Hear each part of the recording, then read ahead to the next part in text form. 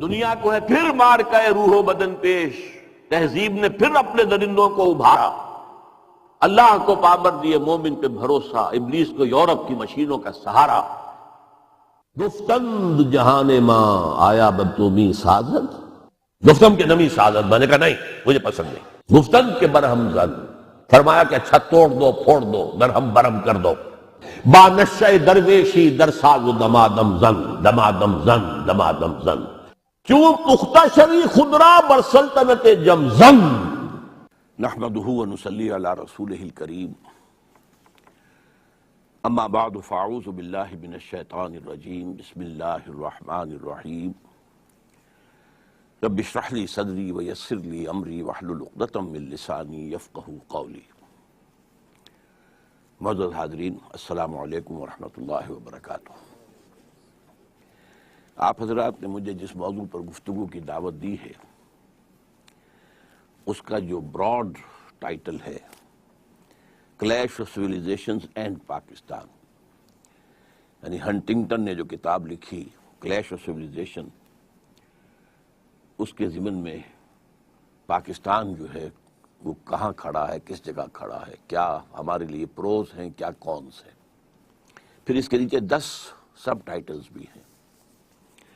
اصل میں میرے لیے آسانی ہو گئی ہے کہ میں انہی کے حوالے سے چند منٹ 5-5 6-6 منٹ ایک ایک کے حوالے سے گفتگو کروں تو بات اچھی رہے گی۔ سب سے پہلا سب ٹائٹل ہے back ground of debate on clash of civilisations, اور نمبر 2 ہے ہسٹری آف ویسٹرن سویلائزیشن۔ ان دونوں کو میں ایک میں جمع کر رہا ہوں۔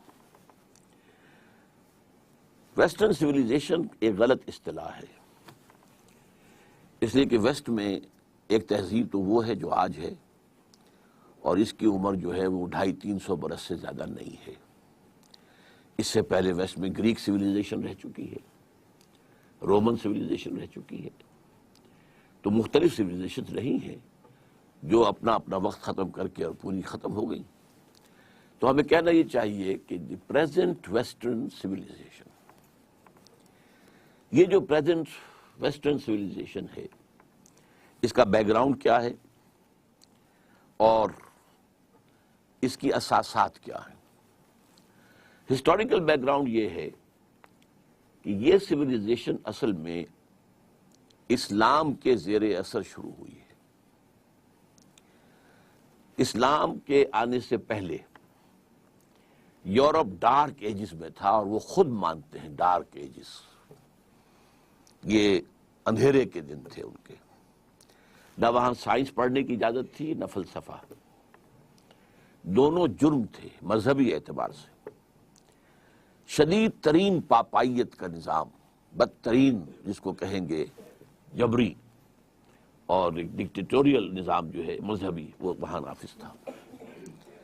کسی کے گھر سے اگر سائنس کی کتاب نکل آئی تو وہ گھر جلا دیا جائے گا، کسی کے گھر سے اگر فلسفے کی کتاب نکل آئی، خواہ وہ یورپین فلسفی ہی ہو، گریک فلسفی واز یورپین فلسفی، لیکن اس کا بھی گھر جلا دیا جائے گا۔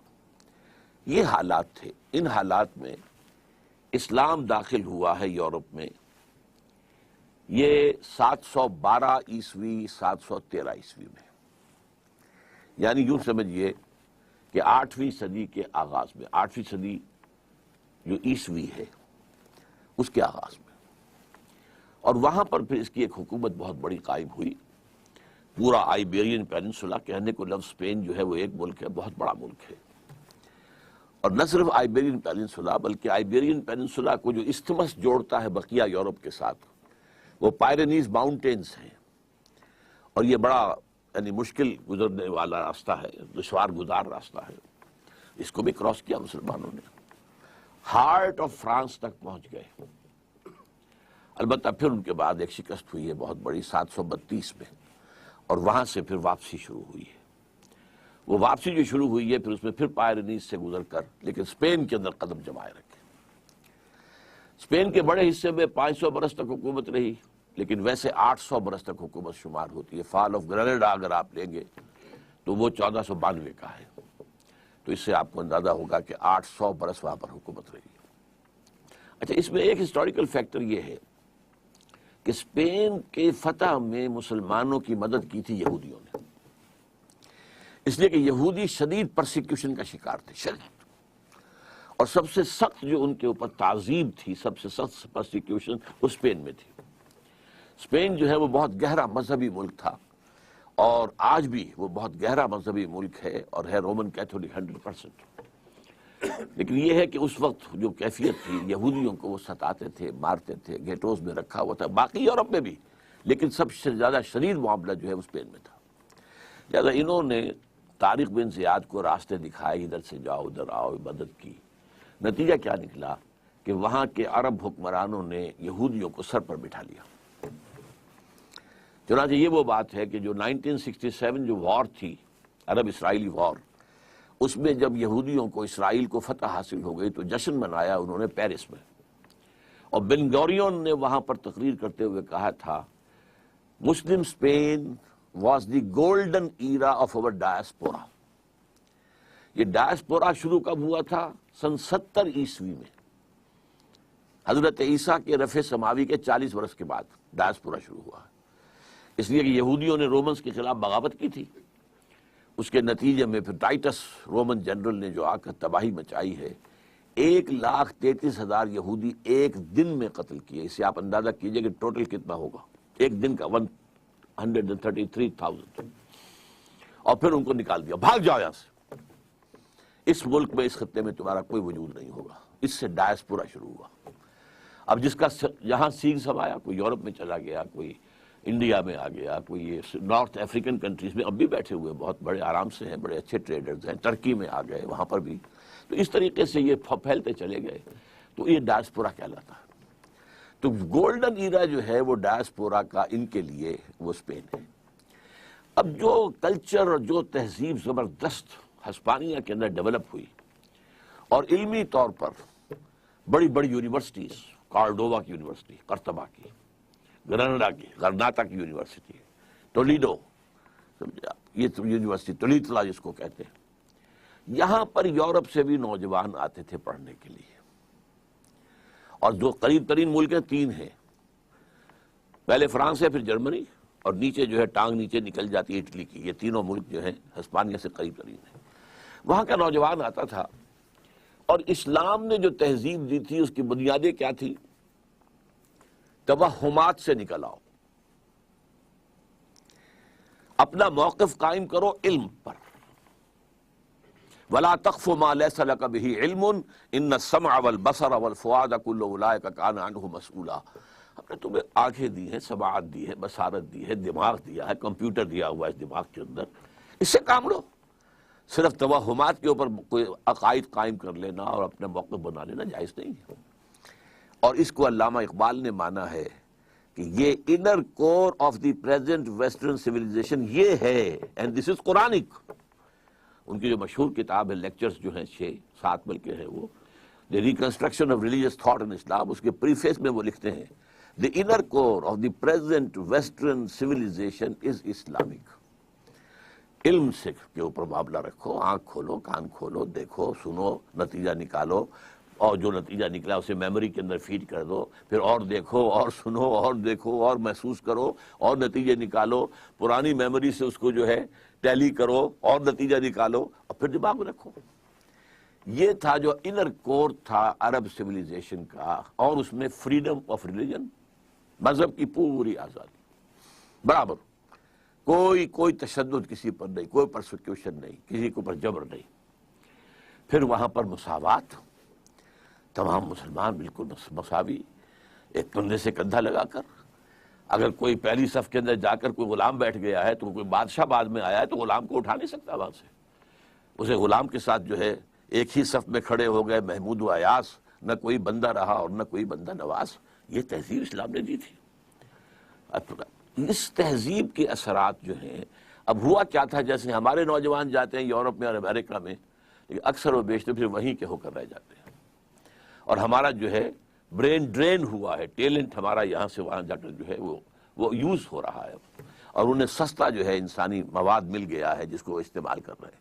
لیکن یہ لوگ آتے تھے، پڑھتے تھے، واپس جاتے تھے۔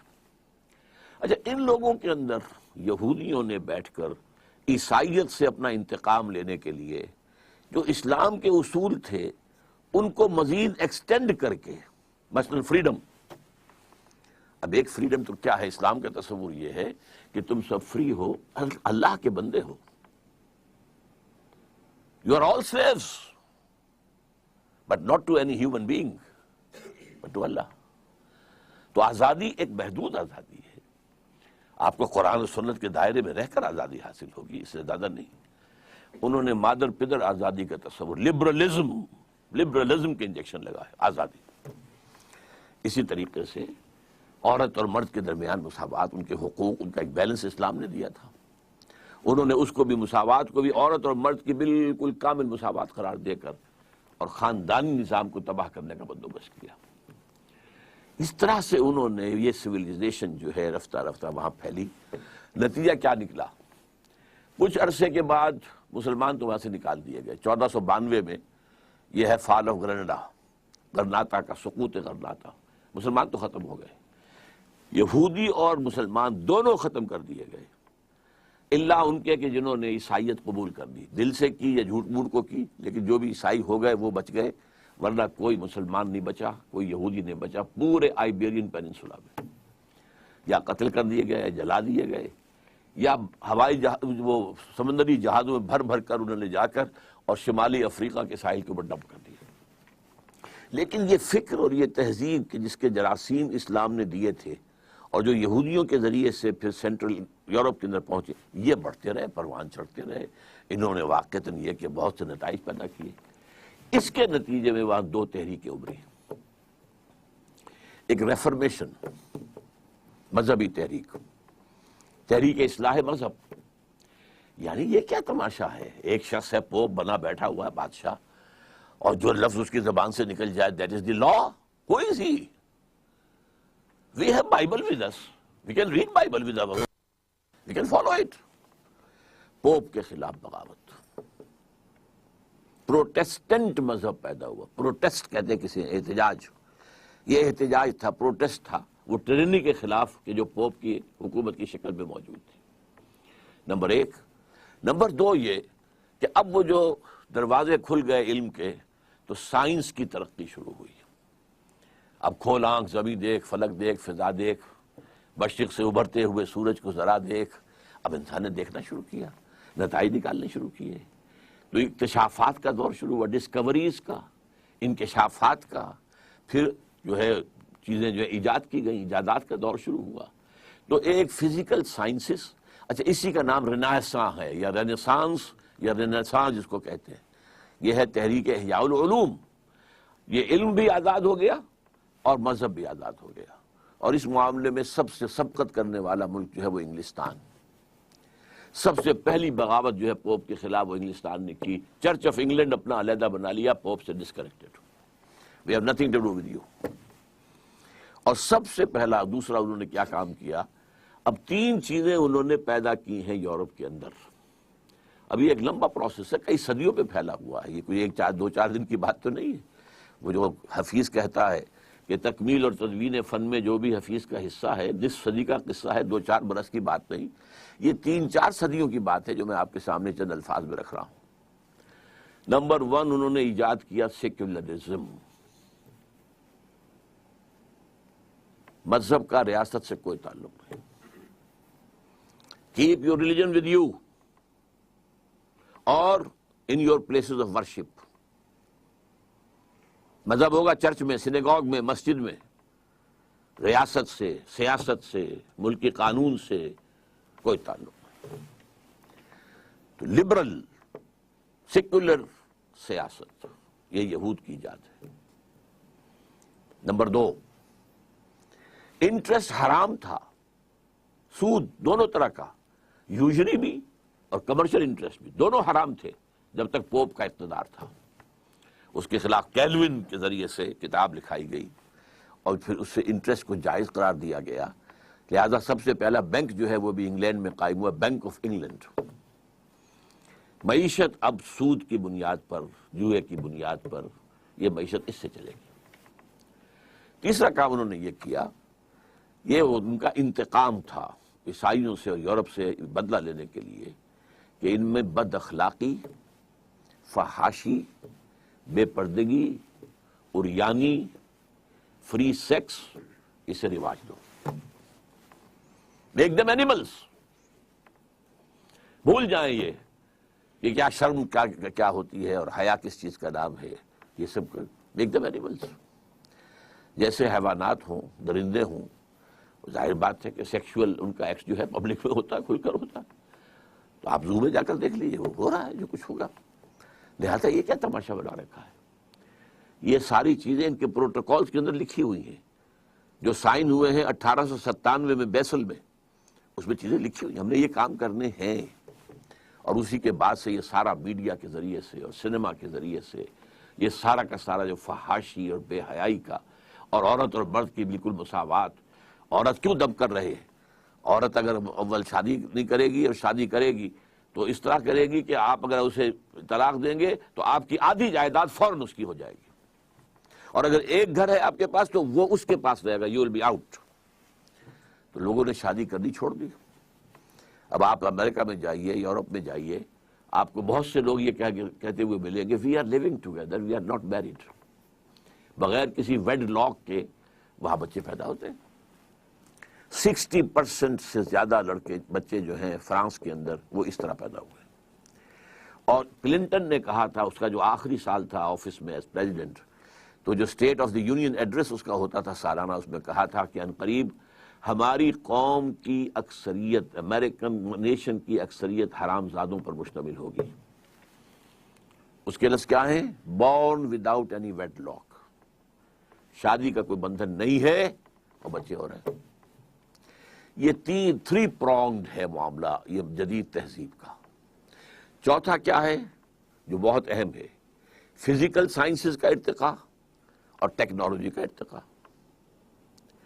ٹیکنالوجی اور فزیکل سائنسز یہ تہذیب کی ڈیفینیشن میں نہیں آتے ہیں، لیکن اس وقت یوں سمجھیے کہ پریزنٹ سویلائزیشن میں 3 ڈائمنشنز تو یہ ہو گئی جو میں نے بتایا.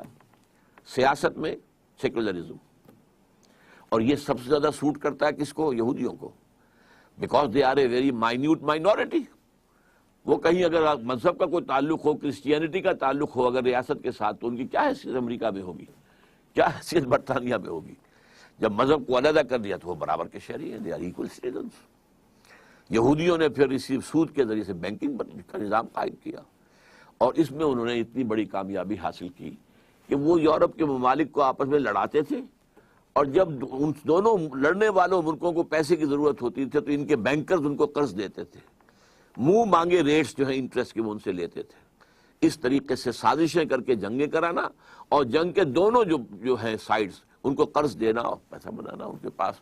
نتیجہ یہ نکلا کہ پچھلی صدی کے اسی زمانے میں، یوں سمجھیے آج ہم 2006 میں بیٹھے ہیں، 1905 میں گئے تھے علامہ اقبال، 1001 سال پہلے، 101 سال پہلے. لیکن انہوں نے وہاں مشاہدہ کر لیا تھا کہ اسی بینکنگ کے نظام کی وجہ سے فرنگ کی رگے جاں پنجے یہود میں ہے. They are controlling.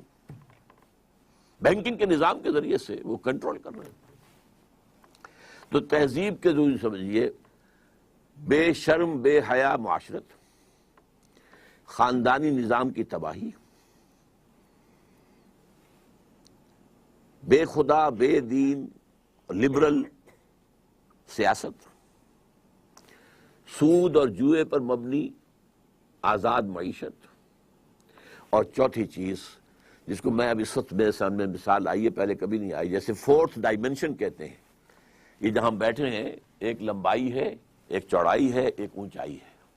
یہ 3 ڈائمنشنل اسپیس کا کانسیپٹ ہے. لیکن یہ کہ آپ کو معلوم ہے کہ آئنسٹائن نے آ کر جو کانسیپٹ دیا، time is the 4th dimension space, and that is the most important. Visible نہیں ہے، it's the 4th dimension of space. اسی طرح اس تہذیب کے جو 4th ڈائمنشن ہے وہ فزیکل سائنسز اور ٹیکنالوجی ہے. یہ ہے موجودہ. اب چونکہ اس یہ سائنس سے اور ٹیکنالوجی سے قوت بڑھ گئی تو یہ پھر نکلے. یورپ سے جو نکلے ہیں ادھر گئے تو امریکہ کو فتح کیا. امریکہ کے جو وہاں کے رہنے والے لوگ تھے ان کا تقریباً نام و نشان مٹا دیا، اس لیے کہ وہ ذرا مہذب نہیں تھے، وحشی تھے. اور وحشی لوگ غلام ہونا پسند نہیں کرتے، مرنا پسند کرتے ہیں، لہذا انہوں نے اپنی تباہی جو ہے قبول کر لی، غلامی قبول نہیں کی۔ لیکن اس کے بعد ان کا جو آیا ہے سیلاب، 1492 میں فال آف اسپین ہوا ہے، فال آف گرینڈا، 1498 میں واسکو ڈی گاما نے راستہ تلاش کر لیا round the good cape of good hope, اور پورا مشرقی ایشیا جو ہے یہ یورپین طاقتوں کے، اب وہ نئے اسلحہ کے ساتھ آئے تھے، بارود کا استعمال یہاں کون جانتا تھا، گنز کس کے پاس تھی، لہذا وہ فتح کرتے چلے گئے، اور پوری دنیا میں وہ تہذیب جو ہے پھیل گئی۔ اور اس تہذیب کے پھیلنے میں جہاں اس کا بھی دخل ہے کہ اٹھنے والی قوموں کے اندر کوئی اچھے اوصاف ہوتے ہیں، ہارڈ ورکنگ ہوتے ہیں، زبان کے پکے ہوتے ہیں، تو نئی نئی ابھرتی ہوئی قومیں تھیں، ان کے اندر یہ باتیں تھیں۔ اور دوسرا یہ کہ ان کا جو اسلحہ تھا اس کی وجہ سے پوری دنیا میں نہ صرف یہ کہ وہ کولونیلزم آ گیا، بلکہ تہذیبی اعتبار سے بھی پوری دنیا غلام ہو گئی۔ So the present global civilization of the world, it is by origin European, but today it is global. اس میں تین چیزیں تو ان کی گلوبل ہو چکی ہیں، تین میں سے دو۔ سیکولرزم، یہ سکہ چل رہا ہے ہر جگہ پر پوری دنیا میں، انٹرسٹ اینڈ بینکنگ کی بنیاد کے اوپر معاشی نظام پوری دنیا میں ہے۔ البتہ تیسرا معاملہ جو ہے تہذیبی، جس کو اگر نیرو سینس میں تہذیب کا لفظ استعمال کیا جائے تو خاندانی نظام ہے، شرم اور حیا ہے، شادی کا بندھن ہے، اس کا تقدس ہے، والدین کی خدمت ہے، ان کا ادب ہے، بڑھاپے میں ان کی خدمت کرنا، یہ ساری چیزیں جو ہے، یہ تیسری چیز جو ہے اس کے خلاف اب ان کی پوری طاقت لگی ہوئی ہے کہ مسلم ورلڈ میں سے ان تمام چیزوں کو بھی ختم کر دیں، واش آف کر دیں، تاکہ جیسے ہم ہیں ویسے ہی وہ ہو جائے۔ چنانچہ پہلے کائرو کانفرنس ہوئی تھی، ویمن لب کانفرنس، 5 سال کے بعد بیجنگ کانفرنس ہوئی، پھر بیجنگ +5 کانفرنس ہوئی جا کر نیو یارک میں یونائٹڈ نیشنز جنرل اسمبلی کے تحت، اور اس کا سب کا ایجنڈا کیا تھا اور کیا ان کی سفارشات ہیں؟ عورت اور مرد بالکل یکساں، نمبر 1، انہیریٹنس میں بھی اور شہادت میں بھی۔ عورت اگر اپنا جسم بیچتی ہے تو اس سے آپ برا نہیں کہہ سکتے، پروسٹیٹیوشن کوئی برائی نہیں ہے، بلکہ پروسٹیٹیوشن کا لفظ بھی اپنی لغت سے نکال دو، انہیں کہو سیکس ورکرز۔ جیسے ایک مزدور اپنی مسل پاور استعمال کرتا ہے، کسی چلا رہا ہے یا ہل چلا رہا ہے، ایسے انہوں نے اپنے جسم کا ایک حصہ استعمال کیا ہے اور پیسے لیے ہیں، تو what blame? They are sex workers, not prostitutes۔ پھر ہومو سیکشولیٹی، اس کو بھی ایک نارمل انکلینیشن مانا جائے، یہ نہیں ہے کہ فطرت سے کوئی فرار ہے اور فطرت سے کوئی دور، نہیں، نارمل ہے۔ اچھا، عورت اول تو شادی کرے گی نہیں کرے گی تو گھر کا کام کاج کرنے کی وہ پابند نہیں ہے، اگر کرے گی تو ویج لے گی اپنے شوہر سے، اگر گھر کا کوئی کام کرے گی۔ اور یہ بھی بچے پیدا کرنا بھی کوئی اس کا فرض نہیں ہے، اگر وہ حمل اور ولادت کے سختیوں سے گزرے گی تو بھی ویجز لے گی مرد سے۔ یہ ایجنڈا دنیا کو دیا گیا ہے بیجنگ +5 کانفرنس یونائٹڈ نیشنز کی جنرل اسمبلی کے تحت۔ تو یہ ہے پریزنٹ سویلائزیشن، اور اس کا جو اثر ہے عالم اسلام پر، کہ دو چیزیں تو پوری طور پر، ایک تو یہ کہ ٹیکنالوجی تو چھائی گئی، لیکن یہ کہ تہذیب کے عناصر میں سے دو پورے طور پر پورے عالم اسلام میں ہے، پورے دنیا میں بھی ہے۔ تیسرا البتہ جو ہے اس میں ابھی کچھ ہم تھوڑا بہت ریلیکسٹنس شو کر رہے ہیں، لیکن billions and billions of dollars جو ہیں وہ NGOs کو جو دیے جا رہے ہیں وہ اسی کام کے لیے دیے جا رہے ہیں۔ تیسرا سوال آپ کا جو ہے میرا خیال ہے کہ میں نے کور کر لیا ہے، values and institutions of western civilization. Values بھی سامنے آ گئیں، انسٹیٹیوشنز بھی سامنے آ گئیں۔ سب سے بڑا انسٹیٹیوشن پارلیمنٹ، سب سے بڑا انسٹیٹیوشن بینک، باقی یہ ہے کہ جو بھی ایک فری سیکس، یہ ان کی انسٹیٹیوشنز ہیں۔ Why did Western civilization become so powerful؟ اس کا جواب بھی میں دے چکا ہوں۔ نمبر 1 تو یہ کہ ان کے پاس جو ٹیکنیکل طاقت تھی اس کا مقابلہ کرنے والے دنیا میں کوئی تھے ہی نہیں۔ There was no match۔ Number دو یہ کہ یہ ذرا نیسنٹ ہیومن پوٹینشل تھا، اور یہ ایک فلسفہ ہے ہسٹری کا، فلاسفی آف ہسٹری، کہ ایک قوم اٹھتی ہے، پوری قوت کو پہنچتی ہے، جوان ہوتی ہے، پھر ادھیڑ ہوتی ہے، اور پھر بوڑھی ہو جاتی ہے، پھر مر جاتی ہے۔ یہ قومیں ابھری، یہ اپنے ان ڈارک ایجز سے نکل کر آئیں، جو وحشت کا دور تھا اور وحشیانہ جو انداز ان کا تھا اس سے نکل کر آئیں۔ تو ان کے اندر ایک طاقت تھی، نیسنٹ پوٹینشل جس کو میں کہہ رہا ہوں۔ یہ اسپینگلر کا ویو ہے جو میں نے ابھی آپ کو بتایا ہے کہ نیشنز اینڈ سویلائزیشنز وہ پیدا ہوتی ہیں، پھر بچپنا لڑکپن آتا ہے، پھر اس کے بعد جوانی آتی ہے، اس کے بعد ادھیڑ ابھر آتی ہے، اس کے بعد وہ بوڑھی ہو کر مر جاتی ہے۔ تو یہ تہذیب ابھی ویسے اپنی جوانی سے گزر آئی ہے، یہ اگر کھڑی ہے تو ٹیکنالوجی کے بل پر کھڑی ہے، اپنی تہذیب کے بل پر نہیں، اپنی طاقت ٹیکنالوجی، جو کچھ ہتھیار نیا سا نیا میدان میں لے آتے ہیں۔ آپ کو معلوم ہے کہ افغانستان میں روس کو بھگانے والا، ویسے تو کہنے کو ہم کہہ دیتے ہیں اور صحیح بھی ہے، کہ جو جذبہ شہادت تھا یہ افغانوں کے اندر، اور وہ غلام رہنا نہیں جانتے تھے، لہذا انہوں نے جانیں دے کر، لیکن پھر یہ کہ ان کو یوز کیا امریکہ نے، ہتھیار بے پناہ، ڈالرز ٹرنک کے ٹرنک بھرے ہوئے آتے تھے، ان میں سے اس بہتی گنگا میں ہمارے جرنیلوں نے بھی ہاتھ دھوئے ہیں، اور کروڑوں اربوں جو ڈالر ہے کمائے ہیں، اور بڑے بڑے ان کے بیٹے جو ہیں، بڑے جو ہیں وہ انڈسٹریلسٹ بن کر آ گئے ہیں۔ کہاں سے آ گئے، کہاں سے پیسہ آ گیا؟ یہ جرنیل تو کبھی سائیکلوں پر گھوما کرتے تھے۔ بہرحال اس میں آخری فیصلہ کن ہتھیار کون سا تھا؟ Stinger missile. روس بھاگا ہے صرف سٹنگر میزائل کی وجہ سے۔ یہ میزائل کیا ہے؟ ہیلی کاپٹر آیا، گن شپ ہیلی کاپٹر سب سے بڑا ہتھیار تھا رشیا کا، اور اسے بچنے کی کوئی شکل نہیں تھی۔ ایسے بھی وہ بم لے آیا تھا کہ اگر جو بم آ کر پھٹے گا پہاڑ کے اوپر لگے گا، وہ پھٹے گا نہیں، بلکہ اس کا برما چلنا شروع ہو جائے گا، اور وہ اس کو کھودتے ہوئے اندر پہنچ جائے گا، جہاں جا کر خلا آئے گا تب پھٹے گا، یعنی جہاں غاروں میں چھپے ہوئے ہوتے تھے افغان مجاہدین وہاں جا کر پھٹے گا۔ یہ ہتھیار روس کے پاس تھا، لیکن سٹنگر میزائل اس کا علاج ہی کوئی نہیں، وہ تو پیچھا کرتا تھا۔ یہ نہیں کہ آپ نے میزائل پھینکا ہے، لگ گیا تو لگ گیا، نہیں گیا تو گیا، نہیں، بلکہ وہ جائے گا، وہ ہیٹ کے ساتھ ساتھ جدھر جدھر وہ جہاز جا رہا ہے یا جدھر جدھر ہیلی کاپٹر جا رہا ہے وہ جائے گا، جا کے ٹریٹ کرے گا، اسے بھاگا۔ آپ کو معلوم ہے کہ فرسٹ گلف وار کے اندر جو نیا ہتھیار لے کر آیا تھا امریکہ، ایک تو یہ کہ اس کے جو جائنٹ بامبرز تھے، جو جہاز آئے تھے، اور جس طرح اس نے وہاں ان کی ساری کی ساری کمیونیکیشن کو جیم کیا، یہ سب ٹیکنالوجی تھی نا۔ لیکن وہ سکڈ میزائل لے کر بیٹھا ہوا تھا صدام حسین، اس کا خیال تھا کہ میرے پاس بڑی طاقت ہے، میں یہاں سے تل ابیب کو اڑا سکتا ہوں۔ تو سکڈ میزائل کا توڑ امریکہ لا کر اس نے دے دیا اسرائیل کو، جو اس کو کہتے ہیں پیٹریوٹ میزائلز، کہ اگر کوئی میزائل آ رہا ہوگا تو یہ راستے ہی میں اس سے ٹکرائے گا، اور ہوا ہی میں وہ دونوں میزائل جو ہے ایکسپلوڈ ہو جائیں گے۔ سکڈ میزائل کا علاج نکال دیا۔ اب پتہ نہیں اور کیا کیا ہتھیار ان کے پاس ہے، لیکن اس وقت ان کی تہذیب، اگر کہیں اسے تہذیب، ورنہ تو واقعہ یہ ہے کہ جو علامہ اقبال نے کہا تھا کہ دیار مغرب کے رہنے والوں، خدا کی بستی دکان نہیں ہے، کھرا جسے تم سمجھ رہے ہو وہ اب ذرے کم عیار ہوگا، تمہاری تہذیب اپنے خنجر سے آپ ہی خودکشی کرے گی، جو شاخ نازک پہ آشیانہ بنے گا ناپائیدار ہوگا۔ یہ جو پروفیسی کہہ لیجئے اقبال کی طرف سے جو پیشن گوئی تھی 100% پوری ہو چکی ہے، تہذیب مغربی مر چکی ہے،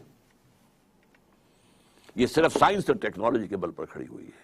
اور اس کی مثال میں دیا کرتا ہوں، جیسے حضرت سلیمان کا آپ نے سنا ہی ہوگا کہ وہ ایک عصا کے ٹیک لگا کر کھڑے رہے، اور جنات کو جو بھی کام دیا گیا تھا اس کو سپروائز کرتے رہے، اسی حالت میں انتقال ہو گیا، جان نکل گئی، لیکن کھڑے رہے، وہ لاش کھڑی رہی، یہاں تک کہ دیمک نے چٹ کیا ہے عصا کو، عصا گرا ہے تو حضرت سلیمان علیہ السلام کی لاش گری ہے۔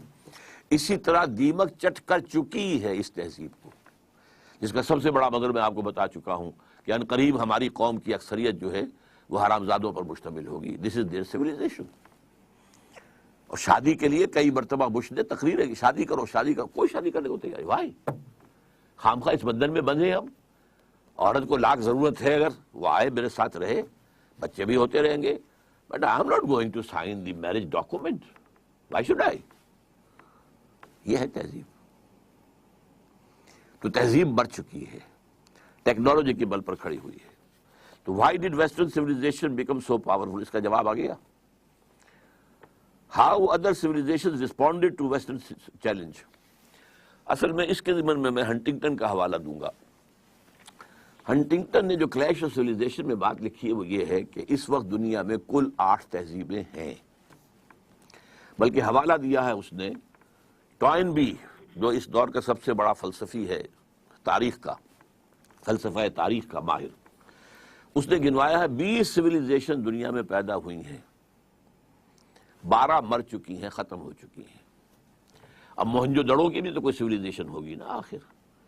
آخر عراق کے اندر نیبوکڈنیزر کے دور کی بھی جو ہے اس سے بھی پہلے کی بھی سیویلائزیشن تھی نا. تو 12 تو ختم ہو چکی ہیں، 8 موجود ہیں. ان میں سے 6 ہمارے ساتھ 5 کمپیٹیبل ہیں. ایک ہماری اپنی تہذیب اور 5 اور یہ کمپیٹیبل ہیں. ان کی طرف سے کوئی ریزسٹنس نہیں ہے.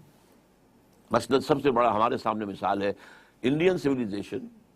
معلوم ہوتا ہے کہ بہن ہے، وہی ناچ گانا رقص و سرود شراب نوشی یہ وہ سب کچھ بے حیائی جو بھی تھا. ان کے ہاں شادی کا بندھن تھا، عورت کا ایک معاملہ تھا، وہ بھی اب ختم ہو رہا ہے. تو اس نے یہ کہا تھا کہ یہ جو 6 ہیں سیویلائزیشنز، ان میں سے 5 کو تو 7 سیویلائزیشن جو مزید ہیں، ہماری ایک اور 6 اور 2 ان میں سے 2 وہ ہیں کہ جو ہمارے ساتھ ایسیمولیٹ نہیں ہو سکتی.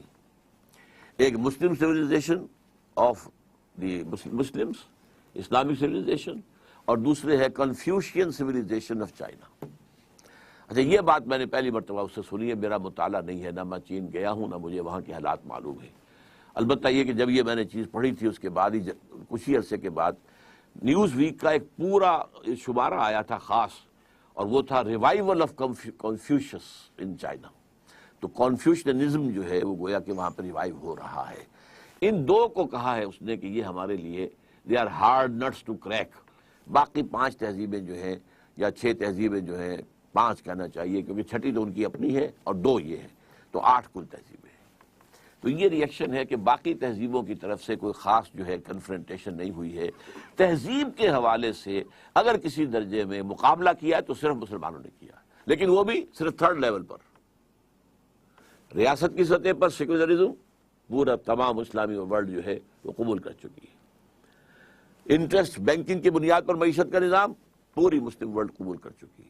صرف جو لوور اسٹیٹم ہے، دی لوئسٹ اسٹیٹم آف سوسائٹی، یہ شرم حیا، کوئی شادی بیاہ کے معاملات، کوئی جو ہے عصمت اور عفت کی بھی کوئی اہمیت، اور یہ کہ خاندان کی فیملی کی لائف کا بھی کوئی اہمیت ہے، خاندان کے ادارے کے مضبوط ہونے کی بھی کوئی ضرورت ہے، بڑے بوڑھوں کی خدمت کرنا جو ہے وہ گویا سے ایک طرح کی عبادت. یہ ساری چیزیں جو ہیں یہ ابھی کچھ باقی ہیں، اور اس میں صرف مسلمانوں نے رجسٹ کیا ہے. باقی دنیا میں کسی اور سیویلائزیشن نے میری معلومات کی حد تک رجسٹ نہیں کیا.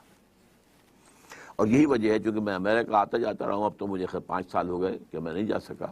9/11 کے بعد تو انہوں نے مجھے ویزا دینا بند کر دیا. لیکن یہ کہ اس سے پہلے میں وہاں جا کر دیکھتا رہا ہوں کہ وہاں پر وہ جو ہے تہذیب اس کا تو خاتمہ ہو چکا ہے. بالکل فیملی سسٹم بالکل ختم ہو چکا ہے، تباہ و برباد ہو چکا ہے. شادی کے واس کہتا رہا ہے بش، لیکن شادی کرنے کو لوگ تیار نہیں ہیں. اور سب سے بڑی شکایت انہیں مسلمانوں سے کیا ہے؟ جو یہاں پر آیا ہے ہمارے ملک میں، یونائٹڈ اسٹیٹس آف امریکہ میں، وہ ہمارے ساتھ مرج ہو گیا. وہاں چینی گئے ہیں، وہاں کورینز گئے ہیں، وہاں ویتنامیز گئے ہیں، وہاں انڈینز گئے ہیں، بے شمار گئے. بلکہ جو 100 سال پہلے وہاں عرب گئے تھے وہ بھی ان کے اندر پورے طور پر وہ بالکل ضم ہو چکے ہیں، ان کی تہذیب میں مدغم ہو چکے ہیں. لیکن یہ کہ اب جو یہ 1970 کے بعد جو ایک امیگریشن ہوئی ہے بہت بڑے پیمانے پر، اور ہمارے یہاں سے ڈاکٹرز اور انجینئرز اور لائرز وغیرہ وغیرہ گئے ہیں، اور پورے عالم اسلام سے لوگ آئے ہیں. انہوں نے ان کا کہنا یہ ہے کہ یہ لوگ اپنی آئیڈینٹی برقرار رکھتے ہیں، یہ ہمیں مکس نہیں ہوتے. ہماری پارٹیز میں نہیں آتے کہ شراب نہیں پینی ہے، ہمارے اور سوشل فنکشنز ہوتے ہیں وہ مکسڈ ہوتے ہیں، وہ نہیں آتے ہیں. اور بہت سے لوگ ہیں جو کر رہے ہیں، لیکن بہت سے لوگ وہ ہیں جو نہیں کر رہے. انہوں نے اپنے اسلامک سینٹرز بنا لیے ہیں. تو یہ ہمارے ہاں ایک اپنی آئیڈینٹی برقرار رکھے ہوئے ہیں. یہ انہیں سب سے زیادہ کھلنے والی بات ہے. How other civilizations responded to western challenge, یہ میں نے آپ کے سامنے رکھ دیا. How Muslim responded to western challenge وہ میں آپ کے سامنے رکھ چکا ہوں. دو چیزیں 100% قبول کر چکے ہیں، اور تیسری چیز کے لیے اب جو جد و جہد ہو رہی ہے، ایک ہی حکم اور ایک ہی آرڈیننس، اور 30% عورتیں گھروں سے نکل کر آ کر اسمبلیوں کے اندر پہنچ گئی. یہ مکسڈ جو ہے ایک ثقافت پیدا کرنے کا سب سے بڑا کام تھا، اور سب سے بڑا جرم ہے میرے نزدیک مذہبی جماعتوں کا، کسی نے پروٹیسٹ نہیں کیا. ان کی گھٹی میں انتخابات پڑے ہوئے، گھٹی کے اندر خدر یہ تھا کہ اگر رجسٹ کریں گے تو انتخاب نہیں کرائے گا یہ. اور نظر آ رہی تھی کچھ جیسے بلی کو جو ہے خواب میں نظر آتے ہیں چھیچڑے لٹکے ہوئے، ایسے انہیں وہ اپنے یہ سارے جو بھی ان کو حاصل ہے مراعات وہ نظر آ رہی تھی. لہذا کسی نے کچھ نہیں کہا، ٹھیک ہے، ورنہ پوری دنیا میں کہیں نہیں ہے. ڈیموکریسی کا باپ امریکہ ہے، وہاں ایسا ہے. پہلی مرتبہ کہتے ہیں 16% عورتیں جو ہیں وہاں کی جو کانگریس کے اندر ہو گئی ہیں فار دی فرسٹ ٹائم. 33% کا کیا سوال، بھارت میں کہاں ہے؟ اور وہ عورتیں جو ہیں ان کی کوئی فکسڈ کوٹا نہیں ہے وہاں پر. ہاں کوئی عورت ہے وہ اپنا الیکشن لڑتی ہے، ہمارے ہاں بے نظیر لڑتی رہی ہیں، یہ عابدہ امام جو ہیں وہ لڑتی رہی ہیں، عورتیں لڑتی رہی ہیں. شاید تہمینہ دولتانہ نے بھی لڑا ہوگا، اللہ عالم. لیکن یہ کہ وہ اپنے مقابلہ کر کے سامنے آتے تھے، یہ نہیں تھا کہ اب جو ہے پروونشل اسمبلی کے ممبرز بیٹھے ہوئے وہ عورتوں کو جو ہے وہ 33% عورتوں کو نامینیٹ کریں گے، اور اب ان کے جو بھی انٹرسٹ ہوں گے اس سے وہ خود کیا حاصل کرنا چاہیں گے اس کا آپ اندازہ کر لیجئے، مجھے کچھ کہنے کی ضرورت نہیں ہے. Why have Muslims failed in their response to the West?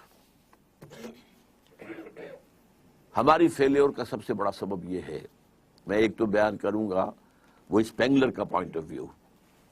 تہذیبیں اور قومیں اٹھتی ہیں، اپنے عروج کو پہنچتی ہیں، پھر گرتی ہیں، پھر ختم ہو جاتی ہیں. 12 تہذیبیں ٹوائنبی کے نزدیک ختم ہو چکی ہیں. ہمارا بھی معاملہ یہ تھا کہ ہمارا ایک اوپر کی جو موومنٹ تھی، اپر موومنٹ، وہ عربوں کی زیر قیادت تھی. عرب قوم، nascent potential from the desert area, فطرت کے مقاصد کی کرتا ہے نگہبانی، یا بندہ صحرائی یا مرد کوہستانی. بندہ صحرائی. اس کے بعد کیا ہوا؟ اسلام تو خلافت راشدہ کے بعد سے ڈکلائن شروع ہو گیا، اب ملوکیت آ گئی، وہ اسلام کا نظام شورائی جو ہے حکومت کی سطح پر ختم ہو گیا. لیکن عرب بڑھتے گئے بڑھتے گئے بڑھتے گئے بڑھتے گئے، پھر بوڑھے ہو گئے، پھر مر گئے. ان کی موت کے لیے 2 چیزیں ذہن میں رکھیے. پہلے کروسیڈرز نے آ کر ان کی جو ہے پٹائی کی، لاکھوں کو قتل کیا ہے. یہ جب 1099 میں یروشلم فتح کیا ہے کروسیڈرز نے، تو جتنا قتل عام ہوا ہے کہ گھوڑوں کے گھٹنوں تک خون کی ندیاں بہہ رہی تھیں یروشلم کی گلیوں کے اندر. اور یہ لکھنے والے ویسٹرن جو ہیں آتھرز ہیں، انہوں نے شرم کے ساتھ سر جیسے معلوم ہوتا ہے کہ نیچے کیا ہوا ہے، اور شرما کر بات لکھ رہے ہیں. حقیقت کو لکھا ضرور ہے انہوں نے. اور اس کے بعد تاتاریوں کے ہاتھوں آئے اور کروڑوں مسلمان قتل ہوئے. Not lakhs, note it, literally کروڑوں. پوری خارزم شاہ کی حکومت عظیم ترین، دی گریٹر خراسان، دی خراسان بزرگ، دی گریٹر خراسان، ختم. ایسا بھی کیا ہے کہ ایک شہر کی ساری آبادی کو قتل کیا اور ان کے دھڑ تو پھینک دیے، صرف سر جو ہے سرے ایک جگہ جمع کیے، ایک پہاڑی کی شکل دی ان کو، اس کے اوپر تخت جمایا گیا اور کسی تاتاری وحشی سردار نے اس تخت پہ بیٹھ کے شراب پی. This happened in the 13th century of Christian era. 1258 میں فال آف بغداد کے ساتھ عرب قوم کی موت واقع ہو گئی.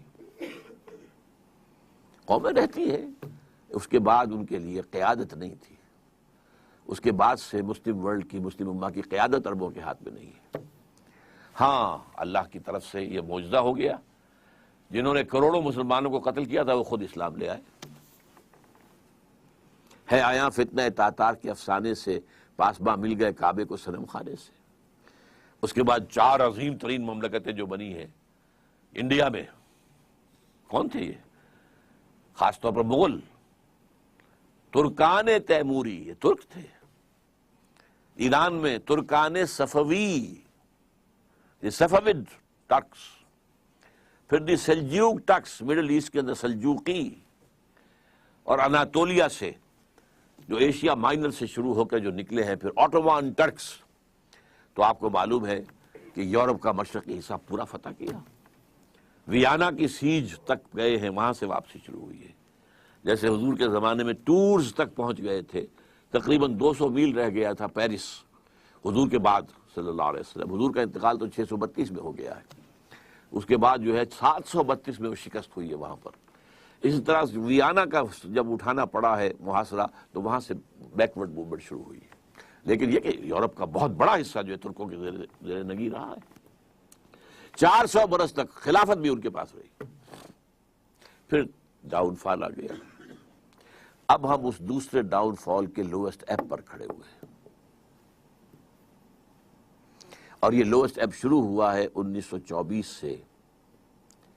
1924 میں خلافت ختم، صرف ایک سمبل تھا، a symbol of Muslim unity, ختم. اور سن 14 سے 18 تک کی جو جنگ تھی اس کے نتیجے میں great Ottoman empire just vanished from the surface of the earth, اور at least I can say from the map of the world. زمین تو ختم نہیں ہوا کرتی نا، لیکن یہ کہ بھارت آٹومان امپائر کہاں تھی یہ آج کوئی بھی نہیں بتا سکتا. کہاں بتائیے نقشے کے اندر کہاں تھی؟ ختم. حصے بکھرے ہو گئے عالم اسلام کے. بغاوت کروائی تھی ترکوں کے خلاف عربوں سے. کرنل لارنس، اس نے جو بغاوت کروائی ہے، یہ جو شاہ بیٹھا ہوا حسین کا اس کا پردادا جو تھا اس نے بغاوت کی تھی اور ترکوں کو ذبح کیا تھا، ترکوں کو قتل کیا تھا.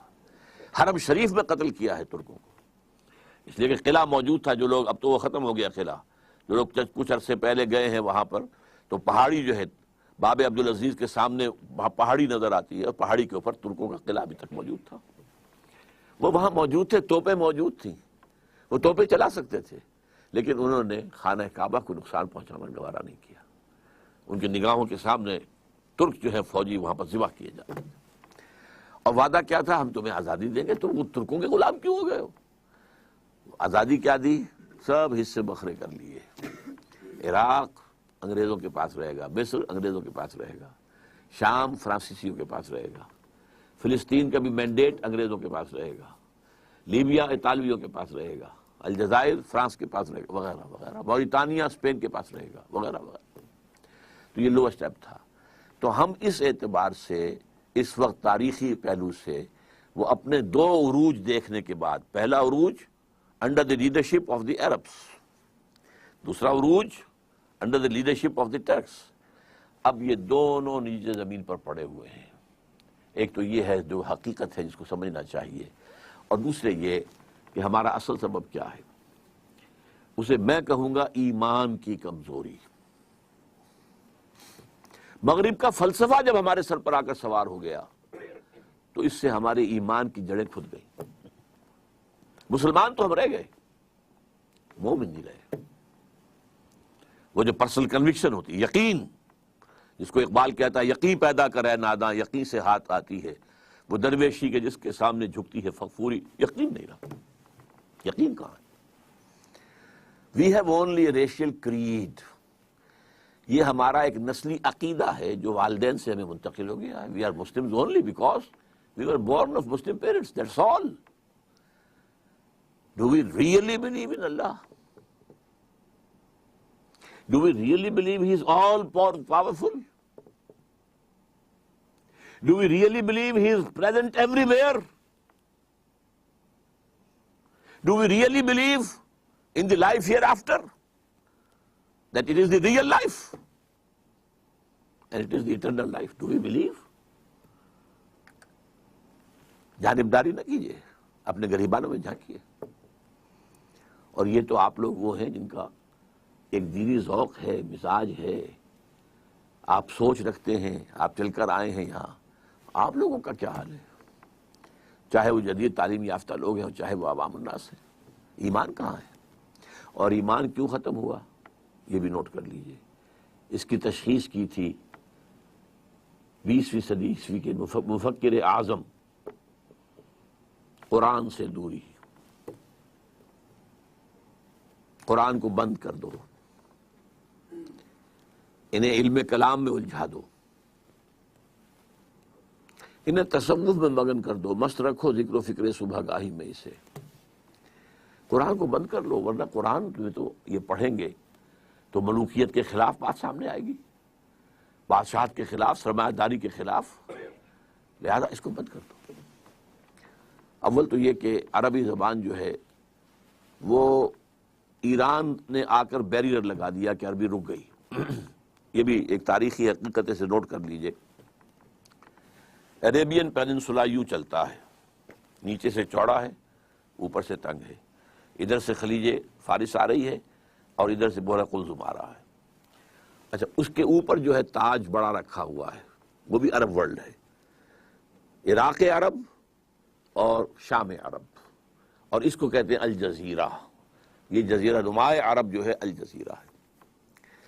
یہاں سے اسلام نکلا، مسلمان نکلے، فتوحات شمال میں تو خیر کوہ قاف جو ہے وہ رکاوٹ تھا، زیادہ آگے جا نہیں سکتے تھے، مغرب میں پھیلا، مشرق میں پھیلا، فتوحات تو دونوں طرف یکساں ہوئی، لیکن کلچرل وکٹری جو ہے وہ ایسٹ میں حاصل نہیں ہو سکی، صرف ویسٹ میں ہوئی، چونکہ شمالی افریقہ جو ہے بیرن تھا، وہاں کوئی کلچر تھا ہی نہیں، وہاں کوئی تہذیب تھی ہی نہیں، نہ کوئی فلسفہ تھا، نہ کوئی ادب تھا، لہذا ویکوم تھا، اس ویکوم کو عربی نے آ کر کیپچر کیا، اور آج پورے شمالی افریقہ کی زبان عربی ہے۔ کیسے ہو گئی؟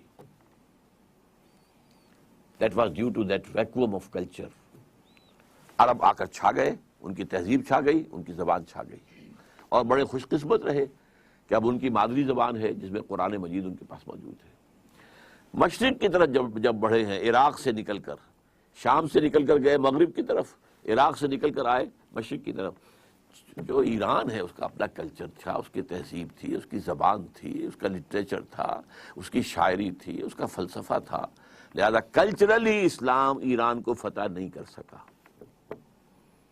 پولیٹیکلی فتح کیا ہے۔ اور اس کے بعد ٹیکس آ گئے، انہوں نے بھی پرشین اختیار کیے۔ ہمارے ہاں جو 800 برس حکومت رہی ہے تو Persian was the official language, not Arabic.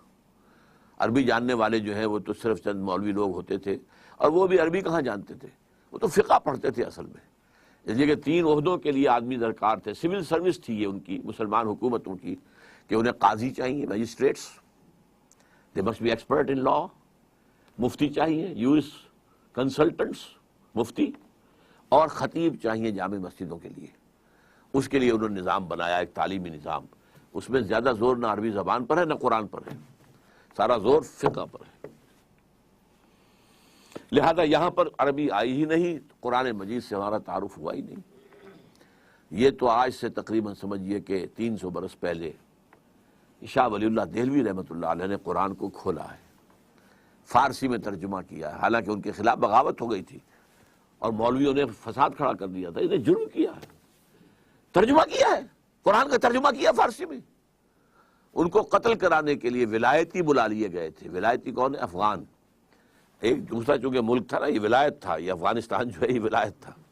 تو جیسے کہیں سے ہمارے ہاں مکرانی جو ہے وہ جرائم پیشہ لوگ مشہور تھے کراچی میں، مکرانی کی شکل دیکھ کر آدمی ڈرتا تھا، اس طرح یہ افغانی جب آتے تھے ولایتی، تو ولایتی بلا لیے گئے تھے کرائے کے قاتل، اور مسجد فتح پوری جو جہاں سے کہ شروع ہوتا ہے ان کا جو کون سا ہے، چاندنی چوک، وہاں اس کے سرے کے اوپر جو فتح پوری مسجد ہے، اس میں عصر کی نماز کے بعد حدیث کا درس دیتے تھے شاہ صاحب، اور طے یہ تھا کہ جب وہ نکلیں گے تو قتل کر دیں گے وہ پٹھان جو کھڑے ہوئے ہیں۔ لیکن کچھ اللہ نے ان کی ایسا روب ان کے اندر پیدا کر دیا، دہشت پیدا ہو گئی ان کے اندر، ان کے ہاتھ نہیں اٹھے، otherwise he would have been killed. تو قرآن کھولا ہے کچھ تھوڑا سا۔ آج بھی ہمارے ہاں بہت سے مذہبی حلقے ہیں جو قرآن کا ترجمہ کرنے کو غلط کہتے ہیں۔ ایک بہت بڑی تحریک ہے تبلیغی جماعت کی، 15 لاکھ لوگ جہاں جمع ہوتے ہیں، ان کے نزدیک قرآن کا ترجمہ کرنا غلط ہے۔ قرآن پڑھو اور ثواب لو، باقی مسئلہ پوچھنا مولوی سے پوچھو، تم کیوں پڑھتے ہو قرآن؟ تم قرآن پڑھو گے گمراہ ہو جاؤ گے۔ یہ صحیح ہے، نیم حکیم خطرہ جان، نیم ملا خطرہ ایمان۔ اگر آپ اسی طریقے سے پڑھیں گے کہ گہرائی میں نہیں جا رہے ہیں تو تو آپ گمراہ ہوں گے۔ یضل بہ کثیرا ویہدی بہ کثیرا، قرآن مجید کی یہ شان قرآن خود بیان کرتا ہے۔ اللہ تعالیٰ اسی کے ذریعے سے بہت سو کو گمراہ کر دیتا ہے، اسی کے ذریعے سے بہتوں کو ہدایت دیتا ہے۔ تو ایک حد تک ان کی بات صحیح ہے، لیکن اگر اس خطرے سے آپ قرآن کو بند رکھیں گے تو قرآن ہی سے ایمان پیدا ہوتا ہے، اور وہ ایمان پیدا ہوگا تو پھر دوبارہ اسلام زندہ ہوگا، ورنہ ممکن نہیں ہے۔ What is the role of Pakistan in crafting this answer? What is, بس میں غلط سمجھوں گا، what was؟ اب وہ رول تقریباً ختم ہو چکا ہے، پاکستان حقیقت میں ایک فیلڈ سٹیٹ ہے آئیڈیولوجیکلی۔ پاکستان کا خواب دیکھا تھا کس نے؟ اقبال نے۔ اور کیا تھا اس کے سامنے؟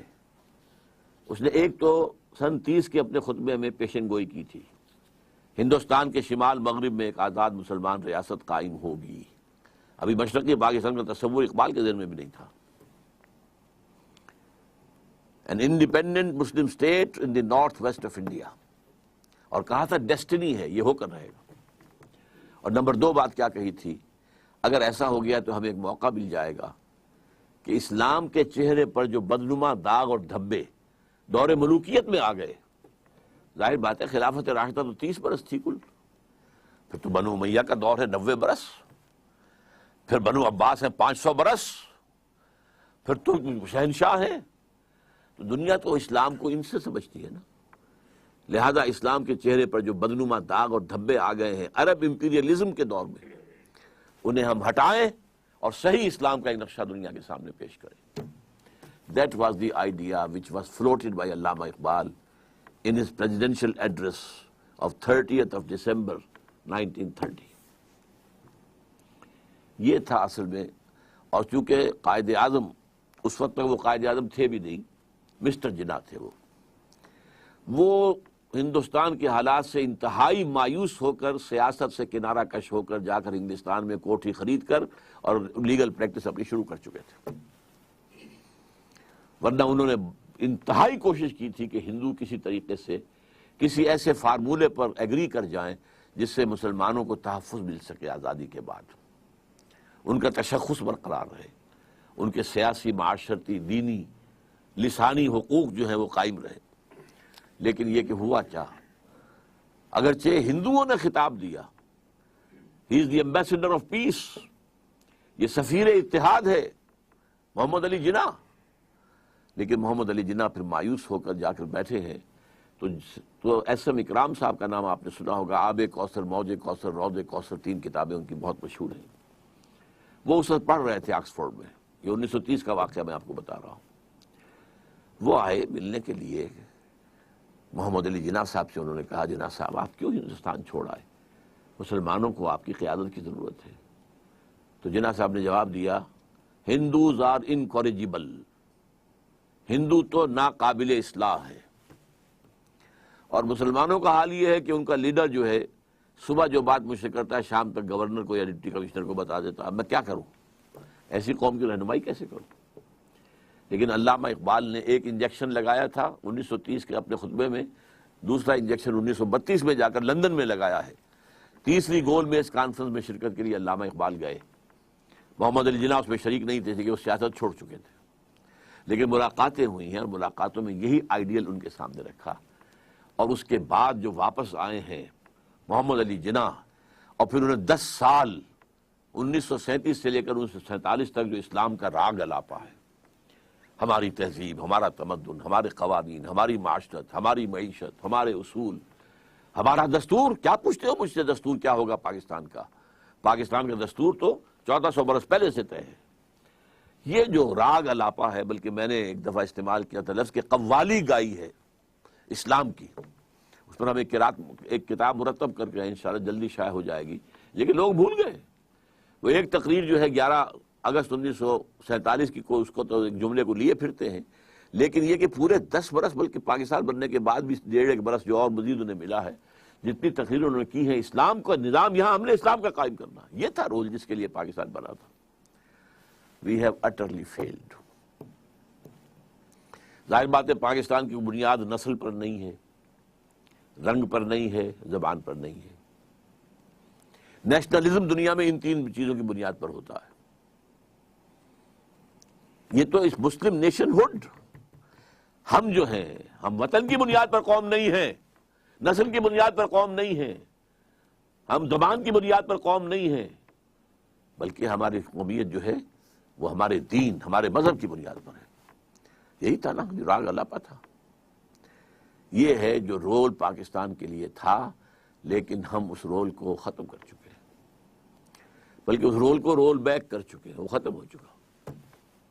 اس لیے اگرچہ ابھی اللہ تعالیٰ کی طرف سے بھی کوئی معجزہ رونما ہو سکتا ہے، کبھی بھولی ہوئی منزل بھی یاد آتی ہے انسان کو، شاید کہ کوئی معجزہ ہو جائے، شاید کہ ان جماعتوں کو جو انتخابی الیکشن کے اندر، سیاست کے اندر اس کی دلدل میں پھنس کر رہ گئی ہیں، شاید کہ ہوش آ جائے کہ یہ طریقہ نہیں ہے اسلام کے لیے کام کرنے کا، شاید کہ وہ اس کے لیے ایک عوامی انقلابی تحریک اٹھانے کے لیے تیار ہو جائے، شاید کہہ رہا ہوں، شاید ہو جائے۔ اللہ تعالیٰ کر سکتا ہے، اللہ تعالیٰ دلوں کو بدل سکتا ہے، اللہ تعالیٰ جو ہے لوگوں کے رخ کو تبدیل کر سکتا ہے۔ بہرحال اگر ہو جائے تو اللہ کا فضل ہوگا، کرم ہوگا، اس کا رحم ہوگا، اس کی معافی ہوگی، اس کا درگزر کرنے کا معاملہ ہوگا، لیکن بحالات موجودہ given facts on the grounds جو ہیں اس میں اس کا کوئی امکان نظر نہیں آ رہا۔ تو what is the role of Pakistan in crafting this answer? تو میں اس کا جواب دے رہا ہوں، what was the role of Pakistan, جو کہ ہم تقریباً کھو چکے ہیں۔ یہی وجہ ہے کہ اب قوم نہیں رہی، قومیتوں میں تقسیم ہو چکے ہیں۔ اگر پاکستانی مسلمان ایک قوم ہوتے تو کالا باغ ڈیم کبھی کا بن چکا ہوتا۔ They are not one nation۔ Sindhi کسی شکل میں مر جائیں گے، جانے دے دیں گے، لیکن کبھی گوارا نہیں کریں گے، برداشت نہیں کریں گے، نام سننے کو تیار نہیں، کوئی دلیل سننے کو تیار نہیں۔ ہمارا یہ کمانڈو پریزیڈنٹ جو ہے، اس نے بڑی جرت سے کام لیا تھا، سندھ میں جا کے جلسے کیے، سندھ میں جا کے لوگوں سے گفتگویں کی، ڈائیلاگ کیے، سب کچھ کیا، اور کہتا بنے گا، لازماً بنے گا، لازماً بنے گا، لیکن دین he had to retrace his steps۔ اب کہاں ہے، کہاں ذکر ہے؟ کہتے ہیں 2016 تک ہم کالا باغ ڈیم سمیت سب ڈیم بنا لیں گے، لیکن کہاں، کوئی امکان ہی نہیں ہے۔ اور 2016 تک پاکستان پہنچتا بھی ہے کہ نہیں، ورنہ رینڈ کارپوریشن اور دوسرے تھنک ٹینکس جو ہیں وہ تو سمجھتے ہیں کہ 2012 کے بعد پاکستان کا وجود نہیں ہوگا، یا میکسیمم 2020 تک، 2020، اس کے بعد پاکستان کے نام سے کوئی ملک دنیا میں نہیں ہوگا۔ اس سے پہلے بلکنائزیشن کی پیشن گوئی ہے کہ 6 حصوں میں پاکستان تقسیم ہو چکے گا۔ بلکنائزیشن، صرف تھوڑا سا پنجاب اور تھوڑا سا سندھ رہ جائے گا پاکستان، باقی بلوچستان آزاد ہوگا، پختون علاقہ سارا کا سارا۔ اب تو نقشہ انہوں نے بھیج دیا ہے، آپ نے پڑھا ہی ہوگا اخبارات کے اندر، جو ڈیفنس ڈپارٹمنٹ نے جو اب مڈل ایسٹ کا نیا نقشہ جو ان کے پیش نظر ہے، وہ یہ بات اپنی جگہ پر ہے، یہ ان کے پیش نظر ہے۔ اللہ کے پیش نظر کیا ہے یہ وہ جانتا ہے، ہوگا کیا یہ اللہ کو معلوم ہے، لیکن ان کا جو نقشہ ہے وہ تو یہ ہے۔ پاکستان کی پختون بیلٹ سارا NWFP اور بلوچستان کے اندر بھی پختون حصہ جو ہے یہ افغانستان کو دے دیا جائے گا۔ آزاد کشمیر اور شمالی علاقہ جات لے کر انہیں جمع کر کے اور انڈین کشمیر کے ساتھ ملا کر یہ ایک آزاد کشمیر ہوگا، انڈیپینڈنٹ گریٹر کشمیر۔ کراچی اور اس کے ملحقہ علاقے جو ہیں یہ جناح پور یا لیاقت آباد بن جائیں گے، باقی رہ جائے گا تھوڑا سا حصہ جو ہے پنجاب کا اور تھوڑا سا سندھ کا، اللہ اللہ خیر سکتا، یہ پاکستان ہوگا۔ اور یہ تو فرسٹ سٹیپ ہے۔ سیکنڈ سٹیپ یہ ہوگی کہ اس کا بھی وجود نہیں رہے گا، نام و نشان دنیا کے نقشے سے مٹ جائے گا، جیسے کہ پچھلی صدی کے آغاز میں آٹومان امپائر کا نام و نشان مٹ گیا، اور پچھلی صدی کے آخر میں USSR کا نام و نشان مٹ گیا۔ تو اسی طریقے سے ہو سکتا ہے اس ملک کا بھی ہو جائے، واللہ عالم، لیکن ہمیں اللہ کی جناب میں توبہ کرنی چاہیے اور اپنی اس منزل کو دوبارہ مستحضر کر کے اور کوئی عوامی اور انقلابی تحریک شروع کرنی چاہیے۔ What is the significance of ideology of Pakistan, یہ میں بیان کر چکا ہوں۔ آئیڈیالوجی کیا تھی؟ وہ یہ تھی، کس لیے ملک لیا، کس لیے لاکھوں جانیں جو ہے وہ طرف کروائیں، لاکھوں کی تعداد میں قتل ہوئے، ناٹ ان تھاؤزنڈس، لیکس، ہزارہا مسلمان عورتیں ریپ ہوئیں یا وہیں پر رہ گئیں، روک لیا گیا ان کو۔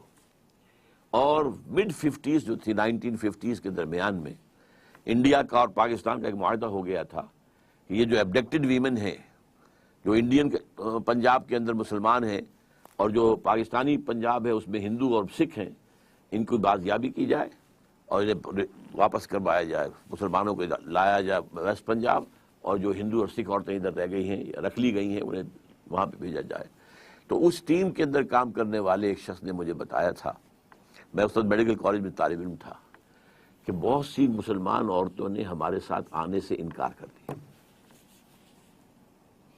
اور کیسی عمدہ باتیں انہوں نے کہی ہیں۔ انہوں نے نمبر ایک تو یہ کہا، اب آئے ہو ہمیں لینے کے لیے، جبکہ یہاں ہمارے 2 3 بچے ہو چکے ہیں۔ عورت کے لیے تو بچہ اس کی جان ہے، اور اس سے بھی زیادہ بٹر ٹروتھ، تمہارے ہاں ہمیں اب قبول کون کرے گا؟ کوئی ہم سے شادی کرنا پسند کرے گا؟ وہاں کیا کریں گے؟ ہم کیا لیں گے وہاں جا کر؟ لیں گے کیا؟ اس کاسٹ پر یہ پاکستان بنایا تھا۔ آج تک حاصل کیا کیا ہے؟ ہمارے ہاں کوئی برلا اور ٹاٹا نہیں تھے، اب برلاؤں کے باپ ہم نے پیدا کر دیے، ٹاٹاؤں کے باپ پیدا کر دیے۔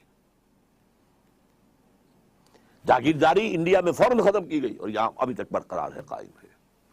کچھ لوگوں کا کہنا یہ ہے کہ جاگیرداروں نے پاکستان بنوایا، اسلام کے نام پر زمینداری، ایبسینٹی لینڈ لارڈزم، اور یہ سارا جو ہے مزارعت اور یہ غیر حاضر زمینداری، یہ سارا نظام جو ہے اسلام کے نام پر چل رہا ہے۔ بہرحال، what is the significance of the ideology of Pakistan? How shall we prepare ourselves for the challenge? اس کے لیے میں نے مفصل تقریریں کی ہوئی ہیں۔ ایک لفظ ہے توبہ، لیکن توبہ 2 لیولز پر، ایک انڈیویجول لیول پر توبہ، اے اللہ ہم بھٹک گئے تھے، اے اللہ ہمیں معاف فرما دے۔ لیکن اس توبہ کا تقاضا کیا ہے؟ دیکھو اپنے وجود کو اور اپنے گھر کو اور اپنی معیشت کو اور معاشرت کو، جو چیز خلاف اسلام ہے نکال دو۔ اگر یہ نہیں کرتے تو کوئی توبہ نہیں ہے، سوال بکواس۔ آپ توبہ کی تسبیحاں پڑھتے رہیے، استغفر اللہ ربی من کل ذنب واتوب الیہ، لیکن جو خباثت کاروبار میں ہے وہ جاری رہے گی۔ حج کرائیں گے، 2 4 6 حج کیے ہوئے ہیں، لیکن جیسے جاتے ہیں ویسے ہی واپس آتے ہیں۔ جو سودی کاروبار کرتے ہوئے گئے تھے، آتے ہی فوراً دوبارہ اس کو شروع کرتے ہیں۔ یہ توبہ نہیں ہے۔ توبہ یہ ہے کہ اپنی ذات، اپنے گھر پہ تو آگے اختیار ہے نا، اگر نہیں تو ڈوب مرو۔ اگر اپنے گھر پر بھی اجی عورتیں نہیں مانتی ہیں تو تم مر جاؤ۔ حضور کے الفاظ دہرا رہا ہوں یہ، کہ جب تمہارے معاملات تمہاری عورتوں کے حوالے ہو جائیں گے، بطن الارض خیر لکم من ظہرہا، تو زمین کا پیٹ تمہارے لیے بہتر ہوگا کہ تم دفن ہو جاؤ اس میں، اس کی پیٹھ کی بجائے، کہ پیٹھ کے اوپر چلو پھرو، اس کی بجائے زمین کے پیٹ میں دفن ہو جانا بہتر ہوگا۔ اپنی ذات پر، اپنی معاشرت پر، اپنی معیشت پر۔ پاکستان میں تو ابھی تک کوئی اتا ترک پیدا نہیں ہوا جس نے برقع جو ہے زبردستی اتروایا ہو۔ جنہوں نے اتارا خود اتارا، بھائی 4 پیسے ہو گئے تو اب عورت کا پردہ ختم ہو گیا۔ پہلے برقع اترا، چادر آئی، چادر بھی پھر اوڑھنے کی شکل میں رہ گئی، اب جو ہے قمیضیں بھی جو ہے ٹائٹ، اب تو جو کچھ ہے میں اس میں کیا بیان کروں آپ سے۔ کیا اس لیے پاکستان بنایا تھا؟ ترقی ہوئی ہے اگر تو سرمایہ داری کو، اور ترقی ہوئی ہے اگر تو بے حیائی کو، 2 چیزوں کو ترقی ہوئی۔ This is all that we have got۔ تو یہ تلخ حقیقت ہے۔ توبہ افراد کریں، جو توبہ کر لیں، صحیح معنی میں توبہ، کہ اپنی زندگی سے غیر اسلامی کام فارغ کر دیں، اپنے گھروں میں جا کر شرعی پردہ نافذ کرو۔ نہیں کرتے تو تمہارا اسلام کے ساتھ کوئی تعلق نہیں۔ یہ شریعت کس لیے دی گئی تھی؟ یہ سورہ نور کے اندر اتنے احکام آئے ہیں، سورہ احزاب کے اندر اتنے احکام آئے، کس لیے ہیں؟ تلاوت کرو اور ثواب لے لو، اللہ اللہ خیر صلی اللہ۔ یہ بینک سے سارا معاملہ کر کے اب کاروبار چلا رہے ہیں، اپنا بڑھا رہے ہیں، کیا حرام نہیں ہے؟ ہمارے رگو پے کے اندر حرام شرائط کیے ہوئے۔ تو پہلی بات کیا ہوگی؟ توبہ۔ لیکن توبہ اس عمل کے ساتھ توبہ، اور پھر باہم جڑ جائیں کسی ایک شخص سے بیعت کریں جس پر اعتماد ہو، جس کے اخلاق پر، جس کے کردار پر، جس کی سیرت پر، جس کی دیانت پر، جس کی سنسیریٹی پر اعتماد ہو، بیعت کریں، جو تم حکم دو گے کریں گے۔ ہاں، شریعت کے خلاف کوئی حکم دو گے تو نہیں مانیں گے۔ Within the parameters of the شریعہ جو بھی آپ حکم دیں گے ہم کام کریں گے، مشورے دیں گے ہم، لیکن مشورہ رہے گا۔ یہ نہیں ہے کہ ہم کہیں کہ صاحب ہماری گنتی زیادہ ہے، ہماری بات چلے گی، آپ کون ہوتے ہیں امیر صاحب، آپ گھر بیٹھے۔ نہیں، یہ مغربی جمہوریت ہے، یہ اسلامی جمہوریت نہیں ہے۔ یہ تو ہے عوام کے کرنے کا کام کہ ایک انقلابی جد و جہد کے لیے انقلابی جماعت بنائیں۔ ہم نے اللہ کے فضل سے بنائی ہے، نیو رکھتی ہے، بنیادیں ہیں، اب کچھ تھوڑی تھوڑی تعمیر بھی اوپر ہو رہی ہے، لیکن یہ کہ اب آپ کے سامنے یہ بات پہلی مرتبہ رکھ رہا ہوں، تو آپ اگر چاہیں تو تنظیم اسلامی کے بارے میں لٹریچر جو ہے وہ حاصل کیجئے، پڑھیے، اس کے لوگوں کے ساتھ ملیے، اس کے قریب جائیے، ان کے قائدین کے قریب جائیے، دیکھیے کہ سنسیریٹی کی خوشبو آتی ہے کہ نہیں آتی۔ اور دوسری توبہ حکومت کی سطح پر، وہ توبہ کیا؟ پاکستان کا دستور منافقت کا پلندہ ہے، اس میں سے منافقت نکال کر باہر کر دیں۔ منافق کون ہوتا ہے؟ For all legal purposes he is a Muslim, but in reality he is kafir۔ all legal constitutional تقاضے اسلام کے ہمارے دستور میں پورے ہیں۔ محض ایک قرارداد مقاصد کے ساتھ بھی اگر یہ لکھ دیا جائے کہ this will take precedence over the whole of the constitution، تقاضا پورا ہو جائے۔ اس کے بعد یہ ہے کہ دفعہ 27 ہے، no legislation will be made repugnant to the Quran and the Sunnah، لیکن اس کو ٹائی اپ کر دیا گیا ہے council of Islamic ideology CII، اس کے ساتھ ideology, council of Islamic ideology, کہ یہ اب دیکھتے رہیں گے، یہ مشورہ دیتے رہیں گے، اس سے آگے دستور کچھ نہیں کہتا، کیونکہ مشوروں کا کیا ہوگا، وہ کہیں پارلیمنٹ میں پیش ہوں گے بھی کہ نہیں ہوں گے۔ چنانچہ ان کے اوپر اربوں روپیہ خرچ ہوا ہے، بڑی بڑی تنخواہیں ہوتی ہیں جو بیٹھے ہوئے ہیں CII کے اندر، اور اس کے ان کے جو DA ہوتے ہیں، ان کو بڑے 5 اسٹار ہوٹلز میں وہ ٹھہرتے ہیں، ان کی جو رپورٹیں آتی ہیں، سفارشات آتی ہیں، وہ جا کر الماریوں میں ڈمپ ہو جاتی ہیں۔ کوئی اس کو آج تک کوئی جو ہے سفارش ان کی اسمبلی میں پیش تک نہیں ہوئی۔ تو حکومت یہ کرے کہ دستور کے اندر جو چور دروازے ہیں کہ پورا اسلام ہے لیکن بالفعل نہیں ہے، ہر چند کہیں کہ ہے نہیں ہے۔ یہ جو ہے غالب کا شعر ہے وحدت الوجود کے موضوع پر، کہ ہستی کے بد فریب میں آ جائیو اسد، عالم تمام حلقہ دام خیال ہے، اور اسی میں ایک دوسرا شعر ہے ہر چند کہیں کہ ہے نہیں ہے۔ تو اسلام ہے اور نہیں ہے، ایفیکٹو نہیں ہے، لیکن ہے پورا اسلام موجود۔ تو یہ توبہ سرکاری سطح پر ہو، اس کے لیے ہم نے باقاعدہ دستور میں 19th امینڈمنٹ کا ایک مسودہ تیار کر کے شائع کیا، MMA کے لوگوں کو بھی دیا اور لوگوں کو دیا، کوئی بھی اسے لے کر اسمبلی میں کھڑا ہونے کو تیار نہیں ہوا۔ بہرحال یہ دو کام اگر ہو جائیں، اگر اللہ تعالیٰ کی مشیت جو ہے اس میں ہو، اور اللہ ہمیں توفیق دے دے عوامی سطح پر بھی، حکومت کی سطح پر بھی، تو شاید کہ حالات کا رخ بدل جائے، ورنہ مجھے تو تباہی نظر آ رہی ہے۔ اقول قولی ھذا واستغفر اللہ لی ولکم ولسائر المسلمین والمسلمات۔ اب آپ لوگ جو سوالات کرنا چاہیں کیجیے۔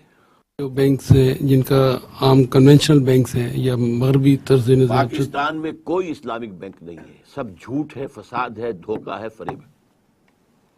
سود کے اوپر لیبل بدل دیا گیا ہے۔ میزان بینک کا دعویٰ ہے کہ ربا فری ہے۔ میں تو اپنی بات کر رہا ہوں نا، آپ اس وقت مجھ سے سوال کر رہے ہیں، میں جواب دے رہا ہوں۔ جی، یہ گلاس اگر نقد پر لیتے ہو تو 10 روپے کا ہے، 1 مہینے کے بعد پیسے دو گے تو 11 روپے کا ہے۔ وٹ از دس 1 روپی؟ بتائیے نا۔ ٹھیک ہے نہیں 1 روپیہ اس پہ وہ چارج کر رہے ہیں۔ کیا چارج کیا ہے؟ وہ ان کا دعویٰ تو ہے کہ پروفٹ ہے۔ یہ پہلے سے طے شدہ پروفٹ ہی کا نام سود ہے۔ کوئی بینک نہیں، سب یہ دھوکہ ہے، فریب ہے۔ یا وہ میزان ہو، الفلاح ہو، کوئی بھی ہو۔ جی ڈاکٹر صاحب، لوگ کہتے ہیں کہ مذہب کے نام پہ 2 مملکتیں وجود میں آئی دنیا میں، ایک اسرائیل اور ایک Pakistan. How come Israel has gone so far and Pakistan is coming down and down؟ اس کی کیا وجہ ہے بیسک آپ کے نزدیک؟ بہت عمدہ سوال ہے آپ کا۔ اصل میں پہلا سٹیٹمنٹ ہی غلط ہے۔ مذہب کے نام پر صرف ایک مملکت وجود میں آئی ہے اور وہ پاکستان ہے. اسرائیل مذہب کے نام پر نہیں قائم ہوا. وہ ایک ریشیل، بنی اسرائیل ایک نسلی عصبیت ہے. وہ ریشیسٹ گورنمنٹ ہے، ریشیسٹ اسٹیٹ ہے. وہاں پر بھی کوئی انہوں نے آ کر شریعت موسوی نافذ نہیں کی، نہیں، جیسے ہمارا حال ہے ویسے ان کا ہے. لیکن ریشیل ان کے درمیان جو ہے اتحاد وہ بہت مضبوط ہے. اس کے بل پر وہ چل رہے ہیں. اور نمبر دو، وہ چونکہ اعلی کار بن گئے امریکہ کا، یا امریکہ اعلی کار بن گیا ان کا، اٹ گوز بوتھ ویز. لہذا وہ ورلڈ جو سول سپریم پاور آن ارتھ ہے وہ سپورٹ کر رہی ہے. پاکستان بھی اب تک اگر بچا تھا تو وہ امریکہ کی سپورٹ سے ہی بچا تھا. صاحب یہ فرمائیے گا کہ مغربی تہذیبوں کی مسلمانوں کے خلاف جنگ تو شروع ہو چکی ہے. آپ نے ٹیلی ویژن پہ بھی کئی مرتبہ اس طرح کے لیکچرز میں نے آپ کے سنے ہیں. تو اس وقت دنیا میں 56-57 اسلامی ممالک ہیں. کیا ضروری ہے کہ یہ سارے 56-57 ممالک اسی یونائٹڈ نیشنز کے ممبر رہیں؟ اپنی یونائٹڈ نیشنز علیحدہ سے بنا کے ان کا مقابلہ کیا نہیں کر سکیں گے؟ پہلی بات تو آپ کے سوال میں بھی میں کہوں گا کہ آپ نے غلط لفظ استعمال کیا. یہ اسلامی ملک نہیں ہے، یہ مسلم ممالک ہے.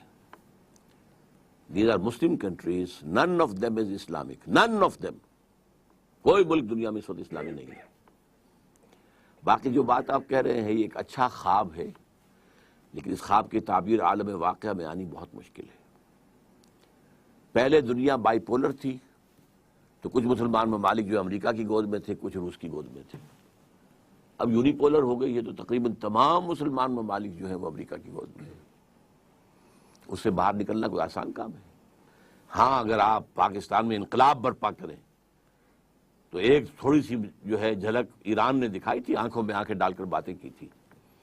اور ان کے جو اپنے پاس رکھ لیے تھے، وہ جو کچھ لوگ جو اغوا کیے گئے تھے، کیا انہیں کہتے تھے، جو امریکن کچھ پرزنرز بنا لیے تھے، ان کو رہا کرنے سے انکار کیا تھا. اور امریکہ کا مشن بھی آیا تھا انہیں لینے کے لیے، اور بری طریقے سے برباد ہوا تھا.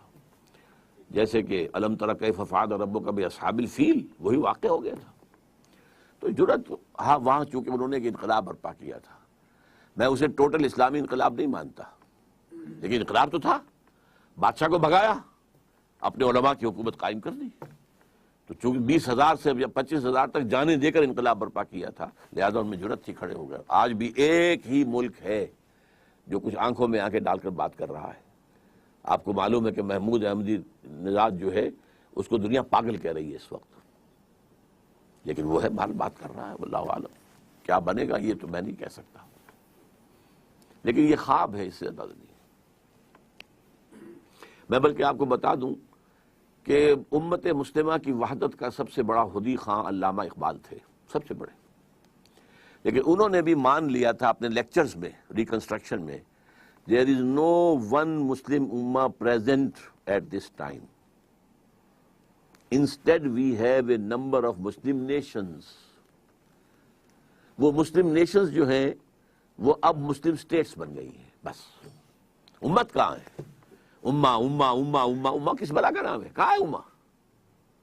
یہ آپ کے ذہن کا تصور ہے، اس کا کوئی وجود حقیقت میں نہیں ہے. امہ امام کے ساتھ ہوتا ہے. کون ہے امام تمہارا؟ اما یا امو، امامت کرنا، امام، اسی سے لفظ امت بنا ہے. ایک آپ کا اگر کوئی سربراہ ہو پوری دنیا میں مسلمانوں کا، تب تو یہ امہ ہے، ورنہ امہ کہاں ہے؟ یہ تو مختلف قسم کی نسل، مختلف نسل کی بھیڑیں بکریاں ہیں جو علیحدہ علیحدہ جو ہے اپنے اپنے باڑوں کے اندر بند ہیں. جی، یہ جو کاروباری لوگ ہیں، جب کسی مال کی قیمت گرتی ہے تو وہ اس کو گرا کر بیچتے نہیں ہیں. وہ کہتے ہیں جی ہم نے تو پرانی قیمت پہ خریدا ہے، جب یہ مال نکل جائے گا، نیا آئے گا، تو پھر ہم نئی قیمت پہ، کم قیمت پہ دیں. تو کیا یہ بھی سود نہیں ہوا کہ وہ کہتے ہیں ہمیں نفع ہی نفع ہو، نقصان نہ ہو تجارت میں؟ اصل میں ایسا ہے، اگر کوئی شخص اپنا مال روکنا چاہتا ہے تو اس کا اختیار ہے، بشرطے کہ مارکیٹ کے اندر اویلیبل ہو مال. اگر مال مارکیٹ میں سرے سے اویلیبل نہ رہے، ہولڈنگ ہو جائے تو یہ حرام ہے. سود کا نہ آپ اطلاق کیجیے، اس پر ہولڈنگ ہے. ہولڈنگ جو ہے احتکار حرام ہے. ویسے تو یہ ظاہر بات ہے کہ ایک شخص جو ہے اس نے اپنے اسٹور کے اندر اتنے ہزار من جو ہے گندم رکھی ہوئی ہے بیچنے کے لیے، لیکن یہ ہے کہ یہ نہیں ہے کہ بازار میں گندم اویلیبل نہیں ہے، بازار میں گندم مل رہی ہے، اس وقت تک اسے آپ احتکار نہیں کہیں گے. لیکن یہ ہے کہ اگر گندم نہ مل رہی ہو اور آپ روک کر بیٹھے رہے تو یہ احتکار ہے اور یہ حرام ہے. جی یہ معلوم کرنا چاہوں گا کہ ابھی جو میں نے سوال کیا تھا اس کے جواب میں آپ نے فرمایا کہ کہاں ہے امت، کہاں ہے امہ، تو پھر آپ کا اپنا جو نظریہ خلافت ہے اس کی کیا حیثیت رہ جاتی ہے جب یہاں نہ کوئی امت نہ ہو؟ بالفعل تو نہیں ہے نا، اس کو تو قائم کرنا پڑے گا. حضور صلی اللہ علیہ وسلم ایک آدمی تھے جنہوں نے دعوت شروع کی. He was all alone. کوئی امت تو نہیں تھی. He created an ummah جو ایک جماعت کی شکل میں تھی پہلے. حزب اللہ، اولئک حزب اللہ، الا ان حزب اللہ هم المفلحون فإن حزب اللہ هم الغالبون. اس حزب اللہ نے قربانیاں دیں، جانیں دیں، گھر بار چھوڑے، سب کچھ کیا، تکلیفیں سہیں، اور اس کے بعد اللہ تعالیٰ نے انہیں فتح دی، انقلاب برپا ہو گیا. پھر وہ امت پھیل گئی تو امت بن گئی. ورنہ آج کہاں ہے؟ آج تو امت نہیں ہے. آج آپ کو ریکنسٹرکٹ کرنی ہوگی امت. پھر اسی طرز پر دعوت، اسی انقلاب کی دعوت، اسی ایمان کی دعوت، اسی بنیاد پر جماعت، بیعت کی بنیاد پر، اور پھر یہ کہ وہ جد و جہد کر کے، قربانیاں دے کر، جانیں دے کر انقلاب برپا کر. تو that will be the beginning of a new Muslim امہ. 56-57 خلیفے ہوں گے کیا ہوگا؟ اصل میں آپ ڈسکشن شروع کر رہے ہیں، یہاں تو سوال کرنے کا موقع ہے. 56-57 نہیں ہوں گے. اگر کسی ایک جگہ پر بھی وہ قائم ہو گیا، فرض کیجئے اللہ تعالیٰ ہمیں توفیق دے دے، تو خود بخود دوسرے لوگ جو ہے اس کو قبول کریں گے، مرج کریں گے. یہ اگر ایک جگہ بھی ہو جائے، صحیح اسلامی نظام ہو، وہ دھوکہ نہ ہو. یہ نہ ہو ضیاء الحق والی زکوٰۃ کہ سود میں سے کچھ فیصد کاٹ لیا، زکوٰۃ کا نام رکھ دیا اس کا. یہ زکوٰۃ نہ ہو. یہ شریعت کورٹ نہ ہو جس کے اوپر 2 ہتکڑیاں بھی ہیں، 2 بیڑیاں بھی پڑی ہوئی ہیں. یہ نہ ہو. اگر وہ توبہ حکومت کی سطح پر بھی ہو گئی ہے، عوامی سطح پر بھی، اور پھر انقلاب برپا ہوگا، تو یہ ایک تو لائٹ ہاؤس ہوگا. یہ الفاظ قائد اعظم نے استعمال کیے تھے. ہم چاہتے ہیں کہ عہد حاضر میں اسلام کے اصول حریت و اخوت و مساوات کا ایک نمونہ دنیا کے سامنے پیش کریں، تاکہ یہ عالم انسانی کے لیے، نوع انسانی کے لیے لائٹ ہاؤس بن جائے. جی. اور کسی بھی برائی کا ساتھ دینے والا وہ بھی اسی میں شامل ہوتا ہے، چاہے وہ اس برائی میں خود شامل نہ ہو. جس طرح بینک ہیں، اب اس میں ہم لوگ اپنے پیسے جمع کراتے ہیں، لیکن وہ تو اس پیسے سے بھی سودی کاروبار کرتے ہیں. کیا ہمارا ان بینکوں میں پیسہ رکھنا جائز ہے؟ میرے نزدیک بینک میں پیسہ رکھنا ایک تو ہو سکتا ہے کہ آپ نے وہ سیونگ بینک کا اکاؤنٹ رکھا ہو، سود لے رہے ہو تو حرام. اگر آپ نے فکس ڈپازٹ کیا ہے اس کے اوپر سود لے رہے ہیں تو حرام. البتہ یہ کہ اگر آپ کرنٹ اکاؤنٹ رکھیں تو میں اسے حرام نہیں کہوں گا، اگرچہ مناسب یہ بھی نہیں ہے، کیونکہ آپ نے جو بات کہی صحیح ہے کہ یو آر سپورٹنگ دیم. لیکن اب کیا کریں؟ ویسے بھی ٹرانزیکشن کے لیے بھی، کاروبار کے اندر پیسہ یہاں سے وہاں بھیجنا ہے، کیا کریں، کس طرح کریں؟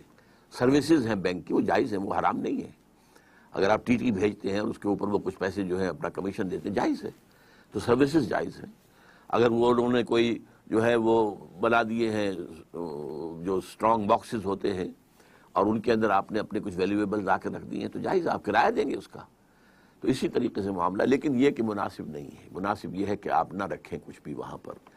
اگر آپ کے پاس کچھ ہے ہی تو بہتر ہے کہ اسے ریئل پراپرٹی کے اندر، ریئل اسٹیٹ کے اندر انویسٹ کریں، کسی اور طرح پہ رکھیں، سونا لے کر رکھ لیں، لیکن تحت الامکان کوشش کریں کہ بینک میں نہ رکھیں. آپ نے کہا کہ یہ سودی نظام ہے سارا بینک کا، تو جو لوگ بینک میں کام کرتے ہیں as a soft where engineer یا ایز اے کمپیوٹر آپریٹر، جن کا اس لین دین سے کوئی تعلق نہیں ہے، ان کو جو ملے گی سیلری، کیا وہ بھی حرام کی اس میں آئے گی؟ کہ میں یہاں فتویٰ دینے کے لیے نہیں بیٹھا ہوں. مناسب ہے کہ بینک کی سروس نہ کی جائے، میں یہ مشورہ دے سکتا ہوں، کیونکہ بینک جو ہے وہ 100% سود کا معاملہ ہے. بیسک پروپوزیشن کیا ہے کہ کم شرح سود کے اوپر لوگوں سے ڈپازٹ لو اور زیادہ شرح سود کے اوپر لوگوں کو ڈپازٹ دو، تو اس کی آمد بھی اور اس کی رفت بھی دونوں سود پر ہے. تو اب میرے نزدیک جو ہے اس کی ملازمت چھوڑ کر اگر 20,000 کی ملازمت کی جگہ کوئی جگہ پر آپ کو 10,000 کی مل جائے تو وہ بہتر ہے. البتہ یہ میں آپ کو بتا دوں کہ کوئی شخص بھی ہم میں سے 100% سود سے فارغ نہیں ہے. ہماری فضا میں سود ہے، ہماری غذا میں سود ہے. جو گندم کا دانہ ہمارے اندر جاتا ہے اس کے اندر سود شامل ہے.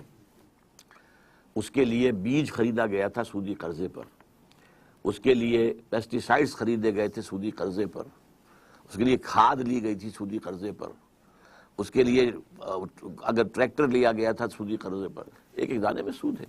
تو حضور نے فرمایا تھا کہ ایک زمانہ آئے گا کہ چاہے کوئی شخص سود کھائے نہ، لیکن سود اس کے اندر سود کا غبار یا دخان ضرور جائے گا. اگر ہوا میں ڈسٹ سسپینشن ہے تو آپ سانس لیں گے تو وہ ڈسٹ تو آپ کے اندر جائے گی. اگر اس کمرے میں خدا نہ خواستہ اس وقت کوئی ایسی شکل ہو جائے کہ دھواں بھر جائے تو سانس لینے کے لیے آپ کو جینے کے لیے سانس لینا ہے اور سانس کے ساتھ دھواں جائے گا. یہ دو ہی الفاظ حضور نے استعمال کیے، غبار اور دخان. یہ تو جائے گا، یہ تو ہر ایک کے اندر جا رہا ہے. لیکن جہاں ڈائریکٹ ٹرانزیکشن سود کی ہو رہی ہے اس سے تو بچے کم سے کم. ڈاکٹر صاحب، ہمیں پاکستان کی نظریاتی اور جغرافیائی سرحدوں کی حفاظت کے لیے مستقبل میں کیا شارٹ ٹرم اور لانگ ٹرم منصوبے بنانے ہوں گے کہ پاکستان کو بچایا جا سکے؟ جتنا کچھ میں بتا سکتا ہوں بتا چکا ہوں. اسے آپ شارٹ ٹرم کہیں لانگ ٹرم کہیں، پہلے خود توبہ کریں. اللہ کرے کہ پاکستان میں کروڑوں افراد توبہ کر لیں، اجتماعی توبہ. جیسے حضرت یونس علیہ السلام کی قوم نے اجتماعی توبہ کی تھی تو عذاب آیا ہوا ٹل گیا تھا. ایسی اگر کوئی اجتماعی توبہ ہو جائے، اور یہ اللہ تعالیٰ دلوں کو بدل سکتا ہے، اللہ کی قدرت سے بعید نہیں ہے، لیکن بظاہر ہمیں اس کے کوئی آثار نظر نہیں آ رہے. پہلے یہ توبہ، پھر دستوری اعتبار سے طے کر کے اور دستور کے تحت جو ہے اسلامی قوانین کی تنفیذ شروع ہو جائے. انشاءاللہ اس عمل کے شروع ہوتے ہی اللہ کی مدد شامل حال ہو جائے گی. پھر اسلام ہمیں جوڑ دے گا. ظاہر بات ہے کہ ایک سندھی کو پنجابی سے جوڑنے والی شے کیا ہے؟ ایک پٹھان کو سندھی سے جوڑنے والی کیا شے ہے؟ ایک بلوچ کو پنجابی سے جوڑنے والی کیا شے ہے؟ سوائے اسلام کی ہمارے پاس تو کوئی بنیاد نہیں ہے. تو پھر ہم یکجہتی بھی ہوگی، اتحاد بھی ہوگا، ایک عزم ہوگا، اعلیٰ عزم. اس سے جو ہے ایک انسان کے اندر جذبہ پیدا ہوتا ہے، پھر انسان محنت کرتا ہے، قربانی دیتا ہے. بس یہی ہے. میرے سامنے تو لانگ کہہ لیں شارٹ کہہ لیں، ان دو کے سوا کوئی تیسری بات نہیں. بینک کے متبادل اسلامی نظام میں کوئی سسٹم میں چل رہا ہے کسی ملک میں، یا آپ کے پاکستان میں جو کچھ اس کے امکانات ہیں؟ میرے علم کی حد تک کہیں نہیں ہے. یہ سب اسی کیپٹلزم کی جو ہے لیبل بدل دیے گئے. اب جیسے کہ مارک اپ کیا ہے؟ سود ہے. آپ جس بینکر سے پوچھیں گے وہ کہہ دے گا سود ہے. آپ نے نام بدل دیا. شراب کی بوتل کے اوپر آپ نے روح افزا کا شربت لکھ دیا ہے تو شراب. یہ جب تک ذہنیت نہیں بدلے گی، دولت پرستی جب تک اس کی جڑیں نہیں نکلے گی دلوں کے اندر سے، سود ختم نہیں ہو سکتا. سود خوری دولت پرستی کا اظہار ہے. ورنہ آپ کے پاس زائد پیسہ ہے، آپ کی ضرورت اللہ پوری کر رہا ہے، آپ کو 10,000 روپے تنخواہ مل رہی ہے، آپ کے پاس کچھ پیسہ رکھا ہوا ہے، آپ کسی غریب کو بھی تو دے سکتے ہیں نا. اللہ کے بینک میں جمع کرا دیجئے، وہاں تو 700 گنا ملے گا، اس سے بھی زیادہ ملے گا. آپ کسی اپنے بھائی کو دے دیجئے کہ وہ کچھ کاروبار اپنا شروع کر لے، کوئی دکان ڈال لے، چھوٹی سی کوئی کریانے کی دکان ڈال لے، اور اس میں سے یہ کہ آپ اس سے قرض لے لیجئے، قرض حسنہ واپس لے لیجئے. یہ بھی تو کر سکتے ہیں نا. لیکن جہاں دولت کی پرستش ہو رہی ہو وہاں پہ یہ کام نہیں ہو سکتا. ڈاکٹر صاحب، یہ جو ابھی ہم ڈسکس کیا ہے سارا تہذیبوں کا تصادم اور سب چیزیں، اس میں آپ کیا سمجھتے ہیں کہ پہلے ہمیں پاکستانی قومیت کو اجاگر کرنا ہوگا یا مسلم قومیت کو؟ نہ پاکستانی قومیت کو نہ مسلم قومیت کو. میری گفتگو تو قومیت سے ہی نہیں. اسلام کی بنیاد پر ہم خود بخود ایک قوم بن جائیں گے. اسلامی جو مسلم قومیت جو ہے ہمارا گول نہیں ہے، ہمارا گول اسلام ہے. ورنہ مسلم قومیت تو ساری قومیں جو اپنی اپنی جگہ پر مسلم قومیت ہوگی. اسلام نافذ کریں تاکہ اس کا نمونہ دنیا کے سامنے آ جائے. ڈاکٹر جاوید اقبال صاحب گئے تھے، جو یہ سینٹرل ایشین سٹیٹس ہیں جو مسلم ٹرکش جو آزاد ہو گئی ہیں، علیحدہ ہو گئی ہیں یو ایس ایس آر کے خاتمے کے بعد، اس کے دورے پر گئے تھے. ہر جگہ بہت آؤ بھگت ہوئی ان کی، ویلکم کیا گیا. اقبال کا بیٹا، اس لیے کہ اقبال کا 2/3 کلام فارسی میں ہے. Only 1/3 is in Urdu, 2/3 is in Persian. اور ان تمام ریاستوں کے اندر فارسی سمجھی جاتی، بولی جاتی. اگرچہ اپنی اپنی زبانیں بھی ہیں لیکن جیسے سندھ میں ہے، سندھ کی اپنی زبان سندھی ہے، لیکن اردو سب سمجھتے ہیں. ہندوستان میں اکثر و بیشتر علاقے، شاید ہی کوئی ایسے علاقے ہوں گے جہاں اردو نہ سمجھی جاتی ہو. زبانیں ان کی اپنی اپنی علیحدہ علیحدہ ہے. تو یہ کہتے ہیں میں جہاں بھی گیا وہاں کے لوگوں نے مجھ سے کہا we want to establish an Islamic state but we need a model. اب دیکھیے جو انہوں نے تلخ بات کہی، the Saudi model is not acceptable to us because it is based on monarchy. The Iranian model is also not acceptable to us because it is based on theocracy. We need a real democratic socialist Islamic state. ایک قائم ہو جائے ہم سب کے سب اختیار کر دیں گے اس کو. اس کے لیے پاکستان کا خواب دیکھا تھا اقبال نے 1930 میں. اس کے لیے قائد اعظم نے قوالی گائی تھی اسلام کی 1937 سے 1947 تک. کیا ہم نے کیا ہے وہ میں آپ کے سامنے رکھ چکا ہوں. بہت بہت شکریہ ڈاکٹر صاحب. السلام علیکم. مجھے اعظم شاد کہتے ہیں. ڈاکٹر صاحب جیسے یہ ہماری ایک ویسٹرن سویلائزیشن پہ بات ہوئی ہے اور سیکس فری اور جو بھی حرام خوری یا جس طرح کا ان کا کلچر وہاں نظر آتا ہے، لیکن اس کے باوجود پریشان کن بات یہ ہے کہ دنیا میں جو ترقی کے آثار ہیں یا دوسری طرف ان میں بے ایمانی، غداری، یہ بات ان میں نہیں پائی جاتی. اور افسوسناک بات یہ ہے کہ جب سے پاکستان بنا ہے یا میں نے بھی ہوش سنبھالا ہے، ہر قسم کی غداری، سفارش، چاہے گورنمنٹ آرگنائزیشن میں ہو یا اب کاروباری سیکٹر میں ہو، تو یہ کیا وجہ ہے کہ یہ دنیا میں مسلمان ہی کیوں اتنے غدار، اتنے عیاش اور اتنے ہر قسم کی جو کرپشن آپ کوئی بھی نام لے لیں وہ ان میں ہے؟ میں آپ کے سوال کا جواب دے چکا ہوں. جب کوئی آدمی بوڑھا ہو جائے کیا وجہ ہے کہ اب اس میں طاقت نہیں رہی، کیا وجہ ہے کہ اب وہ کمزور ہو گیا ہے، کیا وجہ ہے کہ اس کی کمر جو ہے وہ جھک گئی ہے. It's a natural process. We are a decadent lot, decadent, and this decaying process it extends on centuries. آپ ایک صحت مند آدمی کا تصور، آپ ایک بوڑھے اور مریض جو ہوتا ہے جب لمبا ہو جائے تو اس کو اور بھی مرض آ جاتے ہیں، ایک کے بجائے 7 دوسرا، دوسرے کا تیسرا، تیسرے کا چوتھا، آپ بڑھتے چلے جاتے ہیں. اور ویسٹ میں آپ نے جو بات کہی ہے صرف وہی نہیں، اور بھی بہت سی اچھائیاں ہیں. میں نے کہا تھا نا وہ اٹھنے والی قومیں تھیں. یہ اٹھنے والی قوموں کے اندر کوئی اوصاف ہوتے ہیں. ویسٹ نے جس طریقے سے سوشلزم نظام قائم کیا ہے، اسکینڈینیوین سوشلزم، جس طرح ہر انسان کی بنیادی ضروریات کی گارنٹی ہے. یہ تو تاریخ میں پہلے صرف ایک دفعہ ہوا تھا، حضور کے زمانے میں نہیں بلکہ خلافت راشدہ میں. ہر شخص اس کی بیسک ضروریات انڈر رائٹ. وہاں کیا ہے؟ آپ چلے جائیے ناروے میں، آپ چلے جائیے ڈنمارک میں، کوئی ملکہ ہے یا بادشاہ ہے، وہ بھی اسی ہسپتال میں اس کا علاج ہوگا جس میں ایک غریب ترین آدمی کا علاج ہوتا ہے. غریب ترین آدمی کا بھی کوئی وہاں پر علاج کی کوئی قیمت نہیں لی جائے گی. ملکہ کا کوئی بیٹا ہے شہزادہ، وہ انہی اسکولوں میں پڑھے گا جس میں سب لوگ پڑھ رہے ہیں. ایک ہی اسکول ہے، کوئی ایچ ایس این کالجز اور فلاں اور یہ بیکن ہاؤس، یہ چیزیں کہیں بھی نہیں. اور سب کے لیے ایجوکیشن فری، میڈیکل معاملہ فری. آپ اگر وہاں کام کر رہے تھے، کسی وجہ سے آپ کے بازو جو ہے اس پہ کوئی نقصان ہو گیا، آپ کا لائف پینشن آپ کو مل جائے گی. ہمارے بہت سے پاکستانی لوگ جو مس یوز کرتے ہیں ان کو، جان بوجھ کر اس طرح کی بیماری کا لبادہ اوڑھ لیتے ہیں کہ مس فٹ ہو جائے اور پینشن مل جائے، اور یہاں آ کر بیٹھ کر پینشن کھاتے ہیں. ڈپٹی کمشنر کی تنخواہ اتنی نہیں ہوتی جتنی پینشن ان کو یہاں مل جاتی ہے. تو اچھائیاں بہت ہیں ان میں. اب یہی مثلاً کہ وہ اپنے ہاں کتوں اور بلیوں پر بھی کوئی بے رحمی گوارا نہیں کر سکتے، ٹھیک، لیکن انٹرنیشنل لیول پر ان سے زیادہ بدماش، ان سے زیادہ بے رحم، ان سے زیادہ ظالم، ان سے بڑا ٹیررسٹ کوئی نہیں ہے. کیا کیا انہوں نے عراق کے اندر، کیا کیا افغانستان کے اندر. یہ رحیم قوم ہے، یہ مہذب قوم ہے.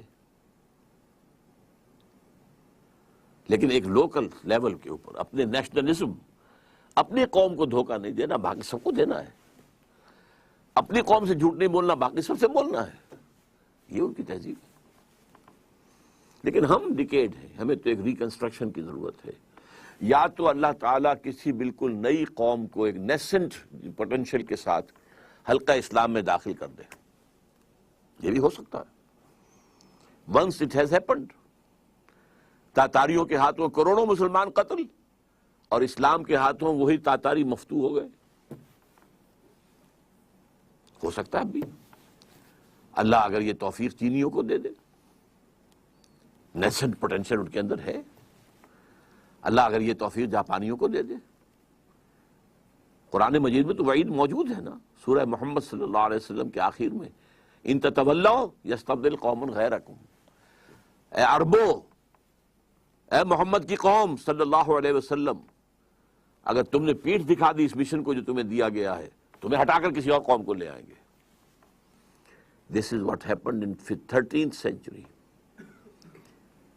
سقوط بغداد جب ہوا ہے تو آخری خلیفہ مستعصم باللہ اس کو محل میں سے گھسیٹ کر نکالا ہے باہر، ایک جانور کی کھال میں لپیٹ کر سڑک پر ڈال دیا ہے، اور تاتاریوں نے گھوڑوں دوڑائے ہیں اور سموں سے کچل دیا. And that was the seal on the fate of the Arabs as a nation. اس کے بعد عرب نہیں اٹھ سکے. پھر ترکوں کا دور رہا 400 برس تک، 500 برس تک. اب بھی یہ ہے کہ بعض عرب ممالک میں پیسہ ہے، لیکن عزت نام کی کوئی شے ہے دنیا میں ان کے لیے؟ Do they command as a respect? جی چلے. ابھی ڈاکٹر صاحب آپ نے لفظ استعمال کیا ٹیررسٹ یا ٹیررزم، دہشت گردی. اس کو ڈیفائن کوئی نہیں کرتا. ہمارے لیڈران کرام بھی اس کو کہتے ہیں ٹیررسٹ. افغانستان کو ہمارے لوگ جائیں تو ٹیررسٹ، کشمیر میں ہمارے لوگ اپنی آزادی کے لیے لڑیں تو ٹیررسٹ، لبنان فلسطین کے لوگ وہ کریں ٹیررسٹ. یہ کیا ہوتی ہے ٹیررزم اور ٹیررسٹ؟ اصل میں دائیں بائیں اگر جائیں گے تو سوالات بہت سے ہو جائیں گے. اصل میں تو جو گفتگو ہماری تھی کلیش آف سویلائزیشنز کیا ہے اور اس کے پس منظر میں پاکستان کا معاملہ کیا ہے، اس پر رہنا چاہیے. باقی ٹیررزم جو ہے، کون ٹیررسٹ نہیں تھا اس معنی میں؟ کیا امریکیوں نے برطانیہ سے آزادی حاصل نہیں کی تھی؟ کیا جنگ نہیں لڑی تھی؟ کیا سول وار نہیں ہوئی تھی؟ کیا الجیرینز نے فرانسیسیوں سے آزادی حاصل نہیں کی تھی؟ لڑ کر کی تھی. ایک یہ ہے، اور ایک وہ ٹیررزم ہے کہ جا کر کسی سول جگہ پر آدمی جو ہے اپنے آپ کو بم سے اڑا دے. وہاں مرنے والے تو سارے کے سارے جو ہیں وہ کمبیٹنٹس نہیں ہیں، وہ فوجی نہیں ہیں. میں اس کو بھی کنڈون کرتا ہوں، میں اس کو بھی یہ نہیں کہتا کہ وہ کنڈیم کرنا چاہیے، نہیں کنڈون، کہ اور کوئی راستہ نہیں ہے. کیا کریں؟ قوت کا فرق اور تفاوت اتنا ہے کہ آپ اوپن کنفرنٹیشن میں آ نہیں سکتے. کیا کریں فلسطینی؟ کشمیریوں کا معاملہ علیحدہ ہے. کشمیریوں کے بارے میں میری رائے یہ ہے کہ وہاں جو بھی انہوں نے شروع کیا ہے یہ انسرجنسی، وہ صحیح نہیں تھی پالیسی کے اعتبار سے. حق ہے ان کا، اگر وہ علیحدہ ہونا چاہتے ہیں اس کے لیے وہ اسلحہ استعمال کریں تو ان کا حق ہے، لیکن اس کے لیے بہتر تھا کہ وہ کوئی سیاسی تحریک چلاتے. اگر سیاسی پروسیس کے تحت 2 لاکھ کا ایک جلوس نکلتا اور اس کے اوپر گولی چلتی اور 200 آدمی مر جاتے، پوری دنیا میں تہلکہ مچ جاتا. اب کیا ہوتا ہے کہ ہندوستانی فوج کا ایک ٹرک جا رہا ہے، اس میں 10 12 15 جو ہیں وہ فوجی بیٹھے ہیں. آپ نے ایک گرینیڈ پھینک دیا، 4 6 8 10 مر گئے، کچھ زخمی ہو گئے، اور پھر آپ بھاگ گئے. بھاگ کے کہاں گئے؟ زمین کے اندر تو نہیں گئے نا، آسمان پر تو نہیں گئے، کہیں آس پاس ہیں. اب وہ اترتے ہیں، وہ تلاشی لیتے ہیں، گھر گھر تلاشی لیتے ہیں. گھروں میں جا کے انہیں حسین لڑکیاں نظر آتی ہیں، چھوڑ دیں گے وہ؟ لیکن کون لے کے گیا انہیں وہاں؟ آپ لے کر گئے. قربانی دینی تھی تو کھڑے رہتے سامنے. جب آپ بھاگے اب وہ تلاشی، اور جب سب تلاش کر لیا، پورا گاؤں جو ہے وہ دیکھ لیا، کوئی نہیں ملا، وہ پورے گاؤں کو آگ لگا دیتے. لیکن اس پر پوری دنیا میں کبھی بھی کوئی اثر نہیں ہوتا. یو ڈیڈ اٹ، جو تمہارا کرتوت ہے. دیکھیے ایک ہی وقت میں ہندوستان میں اندرا گاندھی نے 2 پروونشل گورنمنٹس ڈسمس کی تھی.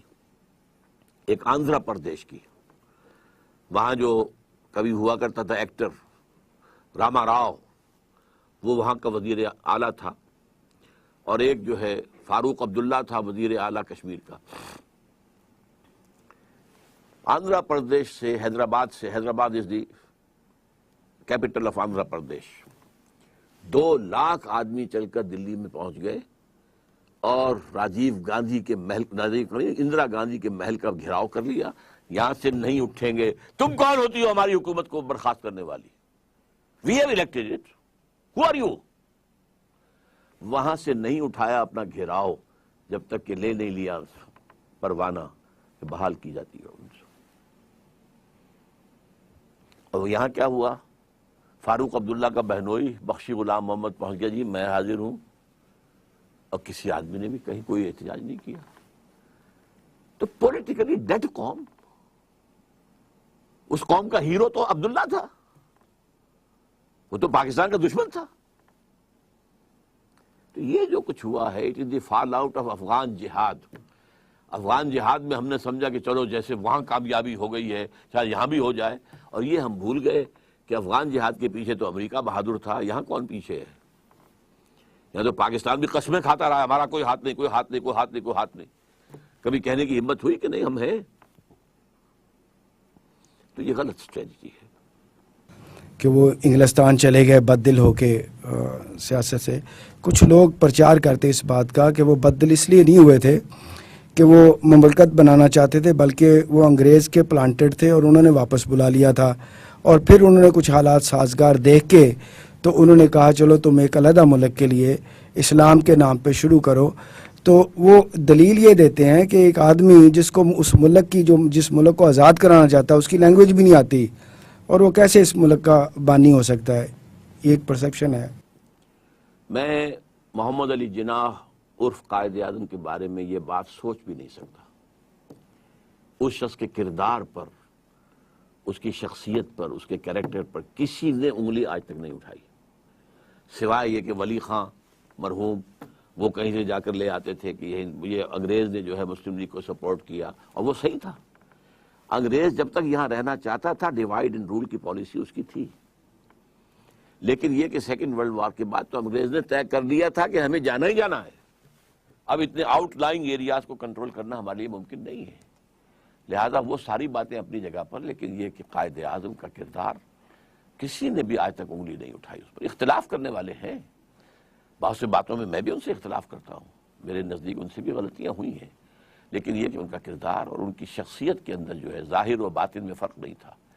اسی لیے اس نے مذہبی لبادہ نہیں اوڑھا، وہ بھی داڑھی رکھ لیتا کہ یہ تو مسلمان جو ہیں یہ تو مولویوں کے پیچھے چلتے، چلو میں بھی داڑھی رکھ لوں، کیا بگڑتا؟ نہیں، وہ جو کچھ تھا وہی رہا ہے۔ اس نے کوئی بھی اپنے اوپر جو ہے کوئی مصنوعی کردار جو ہے اپنے اوپر طاری نہیں کیا ہے۔ بہرحال وہ جو بھی کچھ تھا اس نے بھرپور کوشش کی تھی۔ دنیا مانتی ہے کہ ہندو اور مسلمانوں کے درمیان کوئی معاہدہ طے پا جائے، لیکن نہیں ہو سکا تو مایوس ہو کے چلے گئے۔ اور مسلمانوں کے اندر ظاہر بات ہے کہ اس وقت تک مسلم لیگ جو ہے کوئی عوامی جماعت تھی ہی نہیں، یہ وڈیروں کی، نوابزادوں کی، نوابوں کی، سروں کی جماعت تھی۔ سر آغا خان اس کے مؤسسین میں سے تھے، نواب سلیم اللہ خان اور نواب جو ہے اسماعیل خان اور نواب زادہ لیاقت علی خان، یہ لوگ تھے اصل میں، یہ ان کی ایک انجمن تھی، یہ عوامی جماعت تھی نہیں۔ قائد اعظم نے آ کر اسے عوامی جماعت بنایا ہے، وہ سلوگن دیا ہے، قوم کے نفس پر ہاتھ رکھا ہے، اسلام کے نام پر یہ کھڑی ہوگی، لیکن اسلام بھی ڈڈنٹ مین اٹ۔ ممکن ہو سکا تو میں آپ کو ایک ورقہ یہاں تقسیم کروا دوں گا، میرے دوست رحیم الدین صاحب انشاءاللہ دے دیں گے، جس میں علامہ اقبال کا ایک اقتباس اور قائد اعظم کا ایک اقتباس جو ہے ان کے انتقال سے چند دن پہلے کا، وہ ذرا آپ پڑھ لیجئے گا۔ سبحانک اللہم و بحمدک نشہد ان لا الہ الا انت نستغفرک و نتوب الیک۔